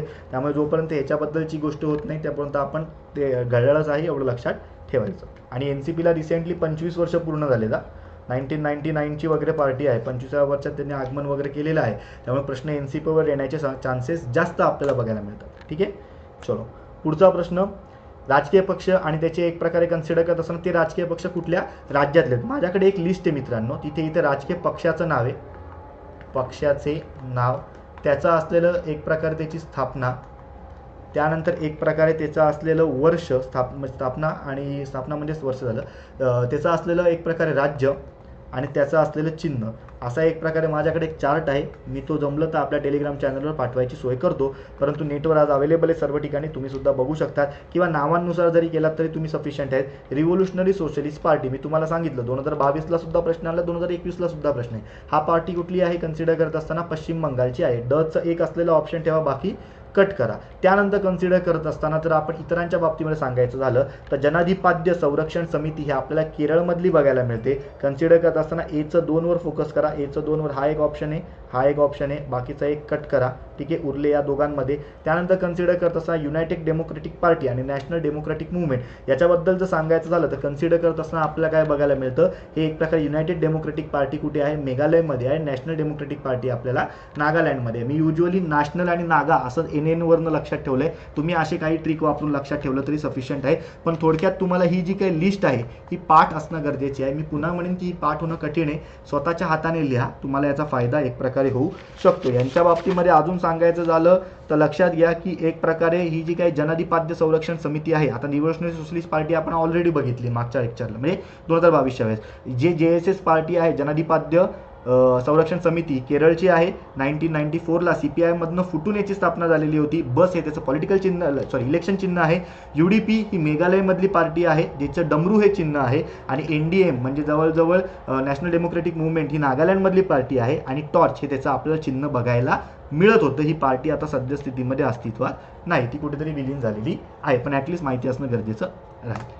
पुढे बघा, 2019 मधल्या निवडणुकीच्या जागा, हाच प्रश्न मित्रांनो 2022ला आपण कव्हर केलेला आहे उलट्या अँगलने. आपल्याला लगेच सोपं आहे किंवा सोप्या पद्धतीने लक्षात राहतं. प्रश्न ऑलरेडी येऊन गेलेला आहे. भाजपाच्या 303 जागा आहेत, अचं 3 लावा, अचं 3 तर सगळीकडेच आहे. शिवसेनेला आत्ताच आपण बघितलं 18 जागा आहेत, शिवसेनेला 18 म्हणजे बचं 4, बचं 4चे पुन्हा 2 ऑप्शन आले, हे 2 ऑप्शन कट झाले. शिरोमणी अकाली दलच्या 2च जागा आहे. जनता दल युनायटेडच्या बिहारमध्ये 16 जागा होत्या. कन्सिडर करत असताना तुमचं उत्तर ऑप्शन क्रमांक 3 राहणार आहे. ठीक आहे, 2019च्या कोणी किती जागा जिंकल्या हे आपण ऑलरेडी कव्हर केलेलं आहे. मागचं थोडं रिवाइंड करून बघून घ्या किंवा स्वतः लिहून काढा 2019 आणि 2014च्या जागा कशा कोणाकोणाला मिळाल्या, प्रश्न याच्यावर येऊ शकतो. पुढे अयोग्य कथन ओळखा, एक प्रकारे हा सुद्धा लॉजिकल प्रश्न आहे. इथे फक्त तुम्हाला 2004ची एक प्रकारे सिच्युएशन माहीत पाहिजे. या प्रश्नाला मी पॉलिटिकल अँगलचा प्रश्न म्हणण्यापेक्षा इंडिया आफ्टर इंडिपेंडन्सच्या पॉलिटिकल अँगलचा प्रश्न असं म्हणेन मी. का, कारण 2004ला सिच्युएशन काय होती मित्रांनो, आपल्याला म्हणजे कुठल्या तरी एका मोठ्या मॅगझिनने एक चित्र सुद्धा टाकलेलं होतं की काय ते म्हणजे अटल शाईन्स असं कॅम्पेन राबवलेलं होतं आणि सोनिया काय म्हणतात त्याला की म्हणजे उगवत्या सुरवासारखं असं काहीतरी त्यांची उपमा सुद्धा दिलेली होती. असं संपूर्ण देशामध्ये चित्र होतं की काँग्रेस पुन्हा सत्तेमध्ये येत नाही आणि BJPच एक प्रकारे सत्ता पुन्हा एकदा मिळवेल किंवा बहुमतात निवडून येईल आधीपेक्षा, परंतु असं झालेलं नव्हतं. 2004च्या इलेक्शनमध्ये सांगायचं झालं तर 20 एप्रिल ते 10 मे 2004ला आपल्याला या इलेक्शन्स पार पडलेल्या होत्या. 14व्या लोकसभेसाठीच्या या इलेक्शन्स होत्या. पहिल्यांदा या इलेक्शनमध्ये सर्व लोकसभेसाठी EVM याचा वापर करण्यात आलेला होता, त्यामुळे सुद्धा ही चर्चेत आहे, माहिती असणं गरजेचं आहे. एकूण 4 टप्प्यांमध्ये एक प्रकारे हे इलेक्शन्स पार पडलेले होते आणि जवळजवळ 58.07% वोटिंग झालेलं होतं. या वोटिंगवर सुद्धा प्रश्न आलेला होता मागच्या वेळेस. ठीक आहे, त्यामुळे आयडिया क्लिअर पाहिजे. आणि याच्यामध्ये फोकस करत असताना सर्वाधिक मोठा पक्ष म्हणून कोणता पक्ष निवडून आलेला होता, काँग्रेस निवडून आलेला होता. काँग्रेसच्या 145 सीट होत्या आणि बीजेपी 2 नंबरचा पक्ष 138 जागांवर निवडून आलेल्या होत्या. CPIM 43 जागांवर निवडून आलेलं होतं. समाजवादी पार्टी 36 जागांवर निवडून आली. समाजवादी पार्टी इथे 4 नंबरचा पक्ष होता, नंतर ती जवळजवळ 2 नंबरचा पक्ष झाली. RJD बरोबर ही 24 जागांवर निवडून आली. BSP 19 जागांवर निवडून आली. DMK 16 जागा, शिवसेना 12 जागा, RJD जे काय असेल ते BJD 11 जागा, CPI 10 जागा, राष्ट्रवादी 9 जागा, JDU 8 जागा आणि शिरोमणी अकाली दल 8 जागा असे प्रमुख आपल्याला निवडून आलेले बघायला मिळतात. आणि याच काळामध्ये मग एक प्रकारे एक UPAची स्थापना झाली आणि या UPAच्या माध्यमातून काँग्रेसने एक प्रकारे यशस्वी नेतृत्व आपल्याला दिलेलं बघायला मिळतं. आणि महत्त्वाचं म्हणजे 10 वर्ष 2004 ते 2014 पर्यंत डॉक्टर मनमोहन सिंग ठीक आहे यांचं आपल्याला सरकार असलेलं बघायला मिळतं, ज्या काळात अनेक कामं झाली. काय बघा प्रश्न आता, भारतीय राष्ट्रीय काँग्रेस पक्ष हा काँग्रेस पक्ष म्हणून ओळखला जाणारा एक प्रमुख राजकीय पक्ष असून त्याची स्थापना 1885 ला झाली. ऑब्व्हियसली 28 डिसेंबर 1885 ला मुंबईला याची स्थापना झाली. ह्याच्यावर सुद्धा आपण शॉर्ट्स बनवलेली होती. डॉक्टर मनमोहन सिंग यांनी 22 मे 2004 रोजी पंतप्रधान पदाची शपथ घेतली. चला मी म्हणेन की तुम्ही कदाचित 22 मे वर कन्फ्यूज व्हाल, पण युजली मे मध्ये घेतली हे तुम्हाला माहित असतं, त्यामुळे सरसकट आपण बरोबर दिलं तरी चालणार आहे. 1998 मध्ये सोनिया गांधी काँग्रेस पक्षाचे अध्यक्षपद स्वीकारलेले होते. ऑब्व्हियसली त्यानंतर राहुल गांधी अध्यक्ष झाले. त्यानंतर पुन्हा एकदा सोनिया गांधी एक प्रकारे कार्यवाहू अध्यक्ष झाल्या आणि आता सद्यस्थितीमध्ये आपल्याला मल्लिकार्जुन खरगे अध्यक्ष बघायला मिळतात. बीजेपीचे JP नड्डा अध्यक्ष आहेत. त्याच्या आधी आपल्याला अमित शहा बघायला मिळतात. 14व्या लोकसभेच्या बाबतीमध्ये मात्र मग आपल्याला इफॅक्ट माहिती असणं गरजेचं आहे. 150 नव्हत्या, 145 जागा होत्या, त्यामुळे हे मात्र तुमचं चुकीचं आहे. मग 22 मे तुम्हाला माहिती असो नसो ते बरोबरच आहे. त्यामुळे थोडक्यात लॉजिक लावण्याचा प्रयत्न करा. लॉजिक हे फक्त नुसत्या लॉजिकच्या बॅचेस नाही करायच्या. लॉजिकची बॅच काय नसतं, लॉजिक बिजिक काय नसतं. तुमच्या अभ्यासावर आधारित त्या सर्व गोष्टी असतात, त्या तुम्हाला माहिती असल्या तर तुम्ही जग जिंकलं. आणि लॉजिक हे तयार होणारी गोष्ट आहे, कोणी सांगून होत नाही. हा प्रश्न रद्द केला मित्रांनो. हा प्रश्न रद्द अशा कारणाने केला कारण कदाचित त्यांना सिंडिकेट काँग्रेसचे प्रमुख नेते कोण असा विचारायचा होता, परंतु हा प्रश्न का रद्द केला. 1-2 जण आपल्याला 2-2 ठिकाणी असलेले सुद्धा बघायला मिळतात. आता काँग्रेस पक्ष सिंडिकेट आणि इंडिकेट काँग्रेस किंवा ऑर्गनायझेशनल काँग्रेस असा आपल्याला बघायला मिळतो. तर सिंडिकेट हा शब्द म्हणजे दुसरी फूट 1969 ची आपण जी बघतो स्वातंत्र्यानंतरची पहिली 1907 चीच आहे आपली सुरतवाली. ही 1969 मध्ये एक प्रकारे के कामराज यांच्या अध्यक्षतेखाली, ते तत्कालीन काँग्रेसचे अध्यक्ष सुद्धा होते, इंदिरा गांधींना विरोध करण्यात आला आणि विरोध 5 प्रमुख जणांनी केला. कोण कोण होते त्याच्यामध्ये, के कामराज ठीक आहे. त्यानंतर कन्सिडर करत असताना सखा पाटील, अनक्राउंड किंग असं सुद्धा त्यांना म्हटलं जातं. त्यानंतर अतुल्य घोष, त्यानंतर कन्सिडर करत असताना नीलम संजीवा रेड्डी आणि त्यानंतर कन्सिडर करत असताना एस निजलिंगप्पा. या 5 प्रमुख जणांनी त्यांना विरोध केलेला होता आणि त्याच्यातनं कन्सिडर करत असताना या गोष्टीची स्थापना झालेली आपल्याला बघायला मिळते. आता इथे संजीव रेड्डी म्हणजे नीलम संजीवा रेड्डी का संजीव रेड्डी असं कन्फ्युजन होऊ शकतं. मोरारजी देसाई हे सुरुवातीच्या काळामध्ये एक्झॅक्टली विरोधात नव्हते, नो डाऊट सांगायचं झालं तर ते नंतर जनता दलच्या काळात विरोधात गेलेले बघायला मिळतात. त्यामुळे असा काहीतरी इश्यू असू शकतो. त्यामुळे एक प्रकारे कन्सिडर करत असताना आपल्याला थोडक्यात सांगायचं झालं तर आयोगाने उत्तर याचं रद्द केलेलं बघायला मिळतं.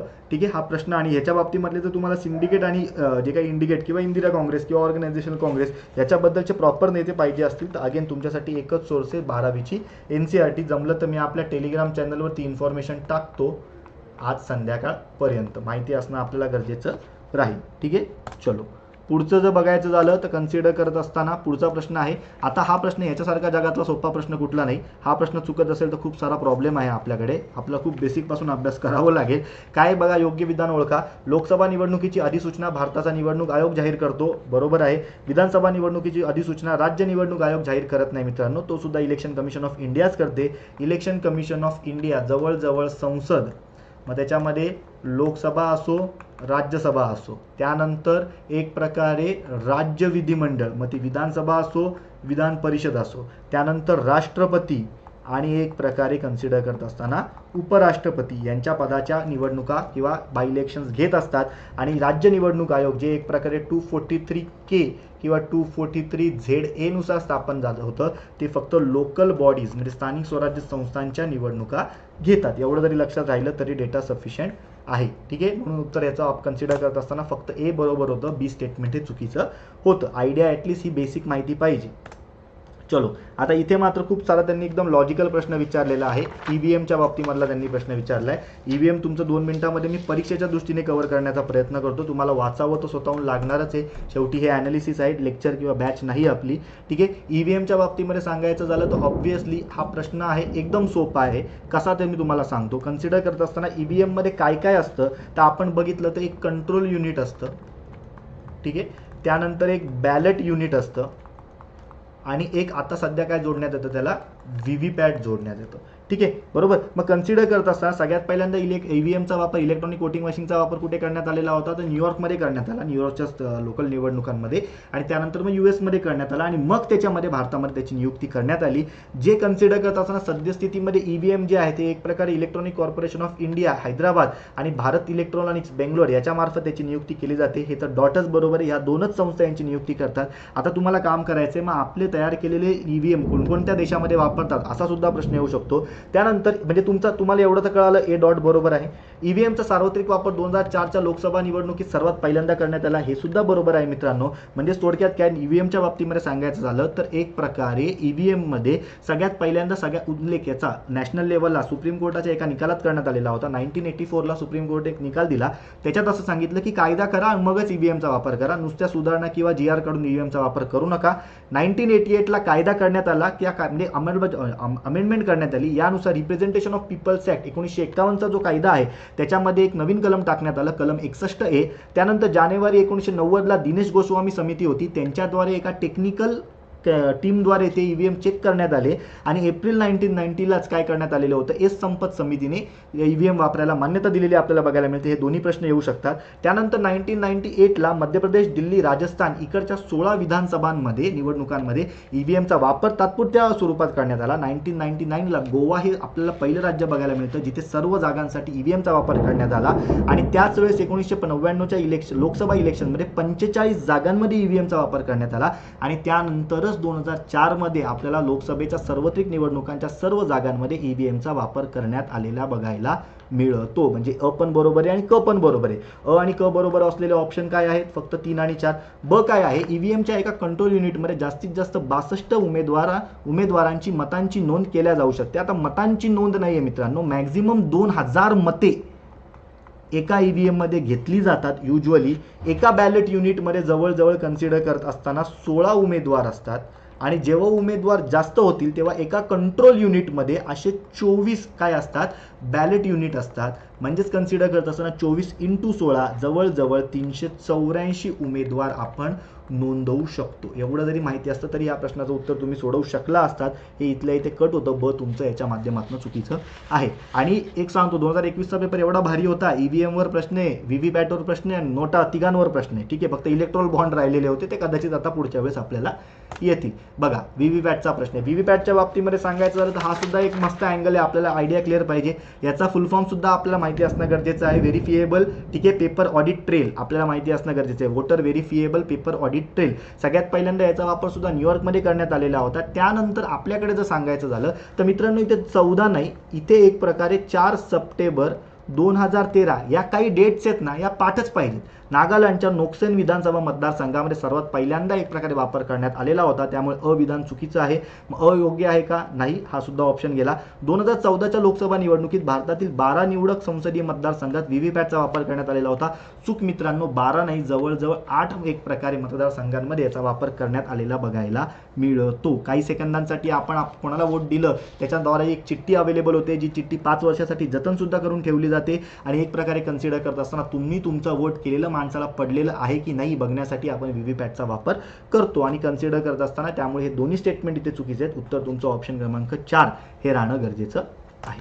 पुढचं बघा, पुन्हा बेसिक लॉजिकचा प्रश्न, याच्यासारखा सोपा प्रश्न कुठला नाही. अयोग्य कथन निवडायचं आहे. भारताच्या मुख्य निवडणूक आयुक्तांची नेमणूक राष्ट्रपतींद्वारे केली जाते. ऑब्व्हियसली बरोबर आहे. आता नवीन गोष्टी त्याच्यामध्ये थोड्याफार बदलल्या आहेत, परंतु जेव्हा त्या अस्तित्वात येतील तेव्हा ते आपण बघून घेऊ. हा 2022चा पेपर, जानेवारीचा 21चा पेपर, मागच्या मेचा पिरियड आहे.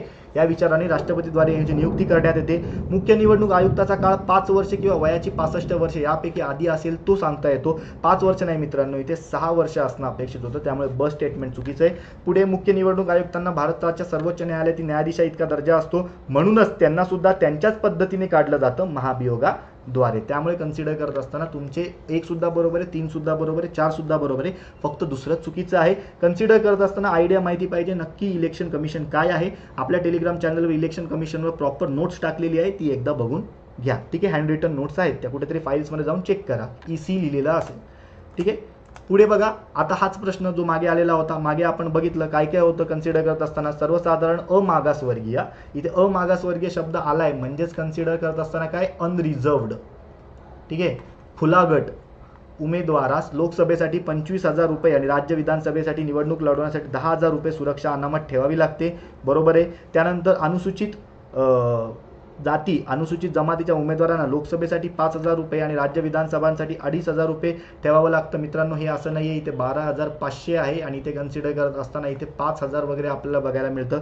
हे आपलं चुकीचं बघायला मिळतं. पश्चिम बंगालमध्ये 2019च्या लोकसभा निवडणुकीत एक अपवाद वगळता डाव्या आघाडीच्या सर्व उमेदवारांची सुरक्षा अनामत जप्त झाली होती. आता हे जे स्टेटमेंट आहे हे स्टेटमेंट कन्फ्युजन आहे.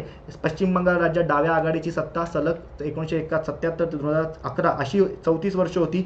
हे मात्र बरोबर आहे. मग 2011 पासून आपल्याला 2011 झालं, 2016 झालं आणि 2021 असं सलग 3 वेळा ममता बॅनर्जी या निवडून आलेल्या बघायला मिळतात. म्हणजे कन्सिडर करायचं झालं तर काय आपलं क विधान माहीत नाही पण अ बरोबर आहे आपलं. ठीक आहे, अ बरोबर असल्यावर तुमचा हा ऑप्शन गेला, हा ऑप्शन गेला. त्यानंतर आपल्याला बस डॉट चुकीचं आहे त्यामुळे या दोघांपैकी काहीतरी उत्तर येऊ शकतं. क आपल्याला माहीत नाही पण ड आपल्याला डॉट माहिती आहे त्यामुळे ते सुद्धा बरोबर आहे, त्यामुळे तो सुद्धा ऑप्शन गेला. म्हणून ऑप्शन क्रमांक 3 या पद्धतीने तुम्ही जाणं गरजेचं असतं. आता हे तुमच्या नॉलेजवरच तुम्हाला डिपेंड आहे. आता हे जे मी तुम्हाला सांगितलं ना हेच तुम्हाला ते लॉजिकच्या बॅचवर सांगितलं जातं आणि त्याचे पैसे घेतात ही लोक आणि तुम्हाला हेच लॉजिक म्हणून सांगतात. हे लॉजिक बिजिक काय नसतं, ही बेसिक एलिमिनेशन मेथड आहे. ठीक आहे, ॲटलिस्ट एवढं जरी माहिती असलं तरी डेटा सफिशियंट आहे. याचं उत्तर या पद्धतीने सोडवणं अपेक्षित आहे. आता तुम्ही म्हणाल सर पश्चिम बंगालचं असं रँडम का आलं, तर तुम्ही नीट विचार करा. 2021ला पश्चिम बंगालच्या निवडणुका झालेल्या होत्या आणि त्यावेळेस एक प्रकारे जे ॲनालिसिस चालतं ना की 2019ला एवढ्या जागा होत्या, मग आता एवढ्या जागा होतील आणि त्यावेळेस सगळे सर्वे सांगत होते की पश्चिम बंगालमधनं ममता दीदींची सरकार जाईल, पण ममता दीदी एकदम मोठ्या मताधिक्याने निवडून आलेल्या बघायला मिळतात. त्यामुळे हा प्रश्न इथे आलेला होता. जसं इथे यावेळेस कर्नाटक झालं तसं मागच्या वेळेस पश्चिम बंगाल झालेलं होतं, त्यामुळे प्रश्न इथे सहसा येऊ शकतो. पुढे नोटावर प्रश्न आलाय बघा पुन्हा एकदा. आता नोटा म्हणजे काय, नन ऑफ द अबव. ठीक आहे, आता ह्याच्या आणि डिपॉझिट अमाऊंटचा काय संबंध आहे तर लक्षात ठेवायचा. नन ऑफ द अबव म्हणजेच काय, एक प्रकारे जेव्हा तुम्ही मतदान करत असताना आणि तुम्हाला कोणीच वरचा माणूस पटत नाही तेव्हा नन ऑफ द अबव दाबायचं असतं. परंतु नन ऑफ द अबव दाबणं म्हणजे माझ्या दृष्टीने माझं वैयक्तिक मत सांगतो. मी मध्ये 2-4 दिवस खूप इंटरव्ह्यूज बघत होतो वेगवेगळ्या सेलिब्रिटीज किंवा मोठमोठ्या लोकांचे, तेव्हा ते सांगत होते की माझं मत नोटाला असतं. एकदम छातीटोक सांगत होते. पण माझं मत जर तुम्ही नोटाला वोट दिलं तर मग काम कोण करणार. मग त्याच्यासाठीची ऑलरेडी इथे आपल्याला दखल घेतलेली बघायला मिळते. काय बघा बरोबर विधान कुठलं आहे. एक प्रकारे उमेदवारांची सुरक्षा ठेव परत करण्याच्या संदर्भात निवडणूक लढवणाऱ्या उमेदवारांना प्राप्त झालेली एकूण मतांची गणना करण्याकरता नोटा पर्याय प्राप्त मतांची दखल घेतली जाते. आता इथे काय पाहिजे, दखल घेतली जात नाही. आता तुम्हाला सांगतो नोटाचा इतिहास काय आहे. एक PUCL नावाची एक मी असं म्हणेन की NGO होती, people union for civil liberties नावाची. 2004ला त्यांनी एक याचिका दाखल केली की नोटासारखे एक प्रकारे मतदान करण्यासाठीचं एक ऑप्शन असावा आणि कन्सिडर करत असताना 2013 सुप्रीम कोर्टाने निर्णय दिला की हा ऑप्शन बरोबर आहे की बाबा असावा. पण एक प्रकारे सांगायचं झालं तर त्यावेळेस त्यांनी असं सांगितलं की जरी नोटा असेल आणि एखाद्या व्यक्तीला समजा आता 100 वोट झाले, 100 वोट्स असतील त्या ठिकाणी नोटाला 50 वोट मिळाले आणि कन्सिडर करत असताना ए पक्षाचा कॅन्डिडेट आहे त्याला एक प्रकारे 20 वोट मिळाले, बी पक्षाचा कॅन्डिडेट आहे त्याला 18 वोट मिळाले आणि कन्सिडर करत असताना सी पक्षाचा कॅन्डिडेट आहे त्याला 12 वोट मिळाले. मग तुम्ही नोटाला जास्त मिळाले म्हणून एक प्रकारे ते रद्द करू शकत नाही. नोटाला जरी जास्त मिळालेले असतील तर उरलेल्यांपैकी ज्या पक्षाच्या उमेदवाराला जास्त मत मिळतील ते काय केलं जाईल, एक प्रकारे विजयी घोषित केला जाईल. म्हणजेच नोटाच्या एक प्रकारे मतांची संख्या ग्राह्य धरली जाणार नाही. मग ती जशी वोटिंगच्या निवडून येण्यासाठी जशी ग्राह्य धरली जात नाही तशीच ती डिपॉझिट परत करताना सुद्धा एक प्रकारे ग्राह्य धरली जात नाही. एवढं फक्त इथे लक्षात ठेवायचं. सर्वात पहिल्यांदा एक प्रकारे काय झालेलं होतं आणि तोच त्याचाच उल्लेख बघा, जे मी तुम्हाला इथे उदाहरणात सांगितलं त्याचाच उल्लेख किती आहे, म्हणून विधान फक्त बी बरोबर आहे. आणि याच्या बाबतीमध्ये सगळ्यात पहिल्यांदा याचा वापर 2013 मध्ये छत्तीसगड, मध्य प्रदेश, मिझोरम, राजस्थान आणि दिल्ली इथे इलेक्शन झालेले होते, तिथे करण्यात आलेले होते काही ठिकाणी किंवा काही स्वरूपामध्ये. आणि त्यानंतर 2014ला सर्व लोकसभा ठिकाणी आपल्याला नोटा या ठिकाणी नोटा हे आपल्याला अस्तित्वात आलेलं बघायला मिळतं किंवा हा ऑप्शन सर्व लोकसभाच्या जागांसाठी अवेलेबल करण्यात आला. सुरुवातीला म्हणजे आता सद्यस्थितीमध्ये नोटाचं चिन्ह आपल्याला असं बघायला मिळतं, सुरुवातीला ते गाढव म्हणून वापरणार होते. ठीक आहे, परंतु ते आता सद्यस्थितीमध्ये हे चिन्ह वापरतात. ॲटलीस्ट आपल्याला माहिती पाहिजे. EVM सुद्धा तुम्हाला थोडक्यात कळालंय, VVPAT सुद्धा तुम्हाला थोडक्यात कळालंय, नोटा सुद्धा तुम्हाला थोडक्यात कळालेला आहे. जाऊन एकदा नीट वाचून घ्या. त्यानंतर कन्सिडर करत असताना पुढचा जो प्रश्न आहे तो प्रश्न रद्द करण्यात आला आहे. आता का रद्द करण्यात आला हे मला अजिबात नाही कळालेलं आहे. ठीक आहे, सुरुवातीच्या आन्सर कीने याचं उत्तर बरोबर दिलेलं होतं, परंतु ते नंतर हे रद्द का केलं, ठीक आहे, हे आपल्याला नाही सांगू शकत, परंतु तुम्हाला मी आकडेवारी सांगून देतो म्हणजे तुम्हाला आयडिया कळेल. लक्षात ठेवायचं, मतदारसंघांच्या संख्येनुसार संसदीय मतदारसंघांचा उतरता क्रम लावा. सगळ्यात जास्त मतदार कुठे आहेत त्याच्यानुसार. सगळ्यात जास्त मल्काजगिरीमध्ये आपल्याला बघायला मिळतात. तुमच्या ऑप्शनमध्ये ए पाहिजे असणं गरजेचं होतं. ठीक आहे, ए आहे, हा सुद्धा कट झाला, हा सुद्धा कट झाला. उतरता म्हणजे मोठ्यापासून कमीकडे. दुसऱ्या क्रमांकाला सगळ्यात पहिले मी इथे लिहितो हवं तर मल्काजगिरी हा आत्ताही सर्वाधिक आपल्याला मतदारांचा असलेला म्हणजे मतदारसंघ बघायला मिळतो आंध्र प्रदेशमधला. ठीक आहे, किंवा मग इथे पण म्हणजे आंध्र प्रदेश हा शब्द आहे त्याच्यामुळे कदाचित असू शकतं, पण ठीक आहे चला 2014चा विचार करता आंध्र प्रदेश आहे. त्यानंतर कन्सिडर करत असताना गाझियाबाद आपल्याला बघायला मिळतं यूपीमध्ये 2 नंबरचा सद्यस्थितीमधला. त्यानंतर कन्सिडर करत असताना 3 नंबरला आपल्याला बँगलोर नॉर्थ बघायला मिळतं. बँगलोर नॉर्थ हा मतदारसंघ बघायला मिळतो. 4 नंबरला आपल्याला उन्नाव बघायला मिळतो आणि 5 नंबरला आपल्याला नॉर्थ वेस्ट दिल्ली असं बघायला इथे मिळतं. ठीक आहे, नॉर्थ वेस्ट दिल्ली, नॉर्थ आणि वेस्ट उत्तर पश्चिमी दिल्ली हा क्रम होता. जर याच्यानुसार बघायचं झालं तर पहिल्यांदा मल्काजगिरी येत आहे, त्यानंतर 2 नंबरला गाझियाबाद सुद्धा बरोबर आहे, 3 नंबरला उन्नाव सुद्धा बरोबर आहे कारण नॉर्थ बँगलोरचा उल्लेख नाही आहे, आणि 4 नंबरला आपला नॉर्थ वेस्ट दिल्ली सुद्धा बरोबर आहे. ह्याच्यानुसार ABCD असं उत्तर पाहिजे होतं, परंतु हा आयोगाने का रद्द केला, कदाचित ते आंध्र प्रदेश या ऑप्शनमुळे केला असेल असं असू शकतं, पण ठीक आहे माहिती असणं गरजेचं आहे. हे जसं सर्वाधिक जास्तचं आपल्याला बघायला मिळालं तसं सर्वाधिक कमीवाले मी तुम्हाला 5 सांगतो. सर्वाधिक कमीवाल्या लोकसभेच्या बाबतीमधले सगळ्यात कमी लोकसंख्या म्हणजे मतदार असलेली आपल्याला मतदारसंघ कुठला बघायला मिळतो तर तो आहे तुमच्या लक्षद्वीपचा. त्यानंतर दुसरा आपल्याला दमण दीवचा बघायला मिळतोय. आता हा दमण दीव आणि दादरा नगर हवेली एकच झालेला आहे त्यामुळे एकच मतदारसंघ असेल, परंतु या लेटेस्ट आकडेवारीनुसार हाच आहे. जेव्हा ते चेंजेस एक प्रकारे ॲक्लेम्ड होतील तेव्हा ते एक प्रकारे आपण कन्सिडर करू. 3 नंबरला लडाख बघायला मिळतो आपल्याला. ठीक आहे, 4 नंबरला आपल्याला दादरा नगर हवेली बघायला मिळते, दादरा नगर हवेली, आणि 5 नंबरला आपल्याला एक प्रकारे अंदमान आणि निकोबार बघायला मिळतं. त्यामुळे ॲटलिस्ट हे माहिती असणं गरजेचं आहे, परंतु जोपर्यंत गव्हर्नमेंट ऑफिशियली हे सांगत नाही कुठले आता कमी जास्त वाले आहेत तोपर्यंत कदाचित याच्यावर प्रश्न येणार नाही. ॲटलिस्ट तुम्हाला माहिती पाहिजे जास्त वाले कुठले कमी वाले कुठले. थोडक्यात महाराष्ट्रातले सुद्धा बघून घ्या, सर्वात मोठा कुठला, सर्वात छोटा कुठला, सर्वात जास्त लोकसंख्येचा कुठला, सर्वात कमी लोकसंख्येचा कुठला प्रश्न येऊ शकतो. ठीक आहे, पुढे सेम प्रश्न आपण ऑलरेडी बघितला सूचकांच्या संख्येबद्दल.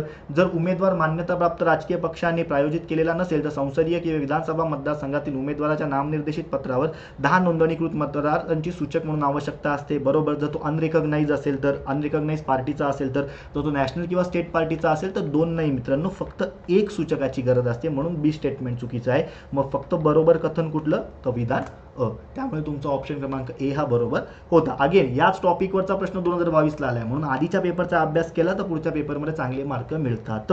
ठीक आहे, पुढचा प्रश्न जून 2016 मध्ये अयोग्य कथन ओळखायचे. 5 राज्यांतील 6 जागांच्या पोटनिवडणुकीत उमेदवारांचे छायाचित्र मतपत्रिकेवर पहिल्यांदा वापरण्यात आले होते. उमेदवारांचे नाव आणि त्यांचे निवडणूक चिन्ह यांच्यामध्ये छायाचित्र दिसणार होते. जर उमेदवार छायाचित्र प्रदान करण्यात अयशस्वी ठरला तर तो उमेदवारांचे नामांकन नाकारण्याचे कारण असेल. आता सीन काय होत होता तुम्ही कधी बघितलंय का, समजा आदित्य गरकलच आता उभा असेल निवडणुकीला तर काही ठिकाणी ना मुद्दामून काय केला जातो, कॅन्डिडेट सुद्धा आदित्य गरकलच्या ऐवजी आदित्य काय एक प्रकारे सेम नावांचा आदित्य गांधी, आदित्य, त्यानंतर एक प्रकारे काय आहे गायकवाड असे उमेदवार दिले जातात. काही लोक कन्फ्यूज असतात, आपल्याकडचे लोक लय भोळेबाबडे आहेत. ठीक आहे, मग एक प्रकारे या भोळ्या बाबड्या लोकांना एक प्रकारे डाऊट सॉल्व्ह होण्यासाठी आणि कोणाला वोट देतोय, चेहरा तर सेम असू शकत नाही ना, मग चेहरा बघून एक प्रकारे ठरवणं बाबा बरोबर वोट देतोय की नाही, याच्यासाठी ही सुधारणा करण्यात आलेली होती. परंतु सगळ्यात महत्त्वाचं काय मित्रांनो माहिती का, जर आपण नीट बघितलं तर तुम्ही एक प्रकारे बॅलेट पेपर बघितलं तर तुम्हाला दुसरं विधान बरोबर मिळेल. उमेदवाराचं इथे नाव असतं, त्यानंतर एक प्रकारे कन्सिडर करत असताना इथे निवडणूक चिन्ह असतं, इथे वोट करण्याचा तुम्हाला तिथे थंब बिम दिलेला असतो, आणि इथे त्याचा काय असतो कन्सिडर करत असताना फोटो लावलेला असतो. म्हणजे नाव आणि निवडणूक चिन्हाच्या मध्ये काय असतो एक प्रकारे छायाचित्र. ब स्टेटमेंट बरोबर आहे. अयोग्य कथन कुठलं, ब बरोबर आहे, ब बरोबर आहे. कन्सिडर करत असताना हे 2 तर निघून गेले. आता इथे क आणि क कन्सिडर करत असताना काय आहे ते चुकीचंच आहे. म्हणजे आपण बघायचं झालं तर तुम्हाला फक्त आता ए वर विचार करायचा आहे, तर याच्यावर तुम्हाला नीट माहिती असणं गरजेचं होतं. मित्रांनो जून 2016 मध्ये फक्त एका राज्यामध्ये बाय इलेक्शन झालेले होते, परंतु जूनमध्ये अनेक राज्यांमध्ये बाय इलेक्शन झाले. खास करून तिथे नोव्हेंबर पाहिजे होतं, नोव्हेंबर 2016, पण जून 2016 मध्ये एकाच राज्यामध्ये बाय इलेक्शन झाल्यामुळे हे आपल्याला स्टेटमेंट चुकीचं आहे. आणि क तुमचं हे उत्तर बघायला मिळतं. लॉजिकल ज्याला एवढं डीप माहिती असेल त्याचंच उत्तर बरोबर आहे, परंतु हे माहिती असणं अपेक्षित नाही. पण ॲटलिस्ट तुम्ही ब तर कट करू शकतात, तुम्ही एक प्रकारे 50-50 या प्रोबॅबिलिटीपर्यंत पोहोचू शकतात. हे मला सांगण्याचं तात्पर्य आहे. त्यामुळे लॉजिकल फक्त विचार करायचा. त्यानंतर पुढचा प्रश्न बघा, भारतीय निवडणूक आयोगाचा प्रश्न आहे. एकदम सोपा प्रश्न आहे. मी 10 वेळा लेक्चरमध्ये पोरांना विचारतो. आता जवळजवळ मी 2017 पासून जे काही किमान एक पॉलिटीच्या 25-30 बॅचेस शिकवले असतील. त्यानंतर डेक्कन IASला जवळजवळ 3 वर्ष पॉलिटीचे पेपर मी काढले, राज्यसेवा मेन्सचे सुद्धा. ठीक आहे, राज्यसेवा प्रीचे सर काढायचे, मेन्सचे पण कन्सिडर करत असताना सुरुवातीला सरांनी काढले, परंतु त्यानंतर 2020ची अख्खी पॉलिटी पार्ट 2 म्हणजे जिथे हा घटक येतो, 2021चं कन्सिडर करत असताना अख्खा पॉलिटी पार्ट 2 आणि 2022चा अख्खा पॉलिटीचाच पेपर 150 प्रश्नांचा हा मी काढलेला होता. मग त्याच्यामध्ये मी अनेकदा प्रश्न विचारलेला होता किंवा त्या बॅचेसमध्ये मी प्रश्न विचारलेला होता. पॉलिटी पार्ट 2ची आपली बॅच सुद्धा झालेली होती डेक्कन IASच्या माध्यमातून, की मला सांगा निवडणूक आयोगाची सदस्य संख्या किती. निवडणूक आयोगाची सदस्य संख्या कलम 324 नुसार कशी आहे, एक मुख्य निवडणूक आयुक्त असावा किंवा एक निवडणूक आयुक्त असावा आणि त्याला मदत करायला राष्ट्रपतींना वाटतील इतके काय असावे, इतर निवडणूक आयुक्त असावे. त्यामुळे निवडणूक आयोग हा मित्रांनो त्रिसदस्यीय आहे का कन्सिडर करत असताना, त्याच्या बाबतीमध्ये सांगायचं झालं तर तो त्रिसदस्यीय तसा नाहीये, पण सद्यस्थितीमध्ये कसा आहे तो कन्सिडर करत असताना एक प्रकारे त्रिसदस्यीय वगैरे आहे किंवा कन्सिडर करत असताना आपण याचा विचार करतो. आता काय बघा, भारतीय संविधानातील अनुच्छेद 323 निवडणूक आयोगाशी संबंधित आहे. चूक मित्रांनो 324 संदर्भित आहेत. तुमचं चुकलं, गेलं. ठीक आहे, उरलेले ऑप्शन आता तुम्हाला ब आणि ब कचा विचार करायचा आहे, म्हणजे ब त्यांनी 100% तुम्हाला ऑलरेडी बरोबर दिलेलं आहे. मुख्य निवडणूक आयुक्त इतर निवडणूक आयुक्तांची नेमणूक करतात. चूक मित्रांनो, राष्ट्रपतींना वाटतील इतके तेवढे इतर निवडणूक आयुक्त असतात, म्हणजे त्यांची नियुक्ती सुद्धा कोण करतं, राष्ट्रपतीच करतात. म्हणजे हे त्याच्यामुळे चुकीचं आहे. आणि क तुम्हाला चुकीचं बघायला मिळतं, फक्त ब बरोबर आहे. ऑप्शन क्रमांक 2 हे तुमचं इथे उत्तर पाहिजे. ठीक आहे, एवढं जरी लक्षात असलं तरी डेटा सफिशियंट आहे, फक्त थोडं डीपमध्ये जाऊन वाचावं लागणार आहे तुम्हाला. हा सुद्धा एकदम सोपा प्रश्न आहे. जर तुम्ही लॉजिकली गेलात तर मला सांगा रे, सद्यस्थितीमध्ये 4th डिलिमिटेशन कमिशन नुसार आपल्याकडे SC आणि ST कम्युनिटीसाठी किती जागा राखीव आहेत मित्रांनो. SC कम्युनिटीसाठी 84 जागा, ST कम्युनिटीसाठी 47 जागा. मग आपण इथे तर नीट फोकस करूया. ठीक आहे, 2004 मध्ये अनुसूचित जातीसाठी लोकसभेच्या आरक्षित मतदारसंघांची संख्या 84 होती. चूक, डिलिमिटेशन कमिशनने सांगितलं ना. हे मी काय सांगितलं मगाशी, डिलिमिटेशन कमिशन बघत असताना त्यांनी सदस्य संख्या वाढवली का, नाही. त्यांनी फक्त मतदारसंघांची पुनर्रचना केली, सीमा बदलल्या आणि SC ST जे काही मतदारसंघ होते त्यांना आरक्षण जास्त देण्यात आलं, तेव्हा हे 84 झालं. एकच चुकीचं आहे, अयोग्य कथन, संपला विषय. मग बाकीचं आपण बघतोय बघा, 2014 मध्ये अनुसूचित जमातीसाठी लोकसभेच्या आरक्षित मतदारसंघांची एकूण संख्या 47 होती का, ऑब्व्हियसली होती. म्हणजेच थोडक्यात तुम्हाला आयोगाने काय सांगितलंय, बाबांनो पहिलं तुम्हाला माहिती पाहिजे, पहिल्यामध्ये कन्सिडर करत असताना 72 आणि किती होतं, 26 होतं आणि आता किती आहे ते 84 आणि 47 आहे. पहिलं आणि आत्ताचं एवढं जरी माहिती असलं तरी तुम्हाला डेटा सफिशियंट आहे. आणि अनुसूचित जाती आणि अनुसूचित जमातीसाठीची जे काही आरक्षणाच्या बाबतीमध्ये मतदारसंघ आरक्षित केलेले आहेत हे 2001च्या जनगणनेवर आधारित आहे. हे सुद्धा लक्षात ठेवायचं. हा सुद्धा प्रश्न आपल्याला येत असतो. उत्तराचं ऑप्शन क्रमांक 2 पाहिजे होतं, तेवढंच अयोग्य कथन आहे. ठीक आहे, पुढे पुन्हा एकदा सोपा प्रश्न आहे. लोकल बॉडीजचा फक्त कन्सेप्च्युअल प्रश्न आहे. स्थानिक स्वराज्य संस्थांच्या निवडणुकांसाठी स्वतंत्र मतदार याद्या तयार करणे राज्य निवडणूक आयोगाचं कार्य विचारले. इकडे कन्सिडर करत असताना प्रत्येक निवडणुकीच्या अगोदर प्रभागांचे परिसीमन करण्याची जबाबदारी देखील आयोगावर असते.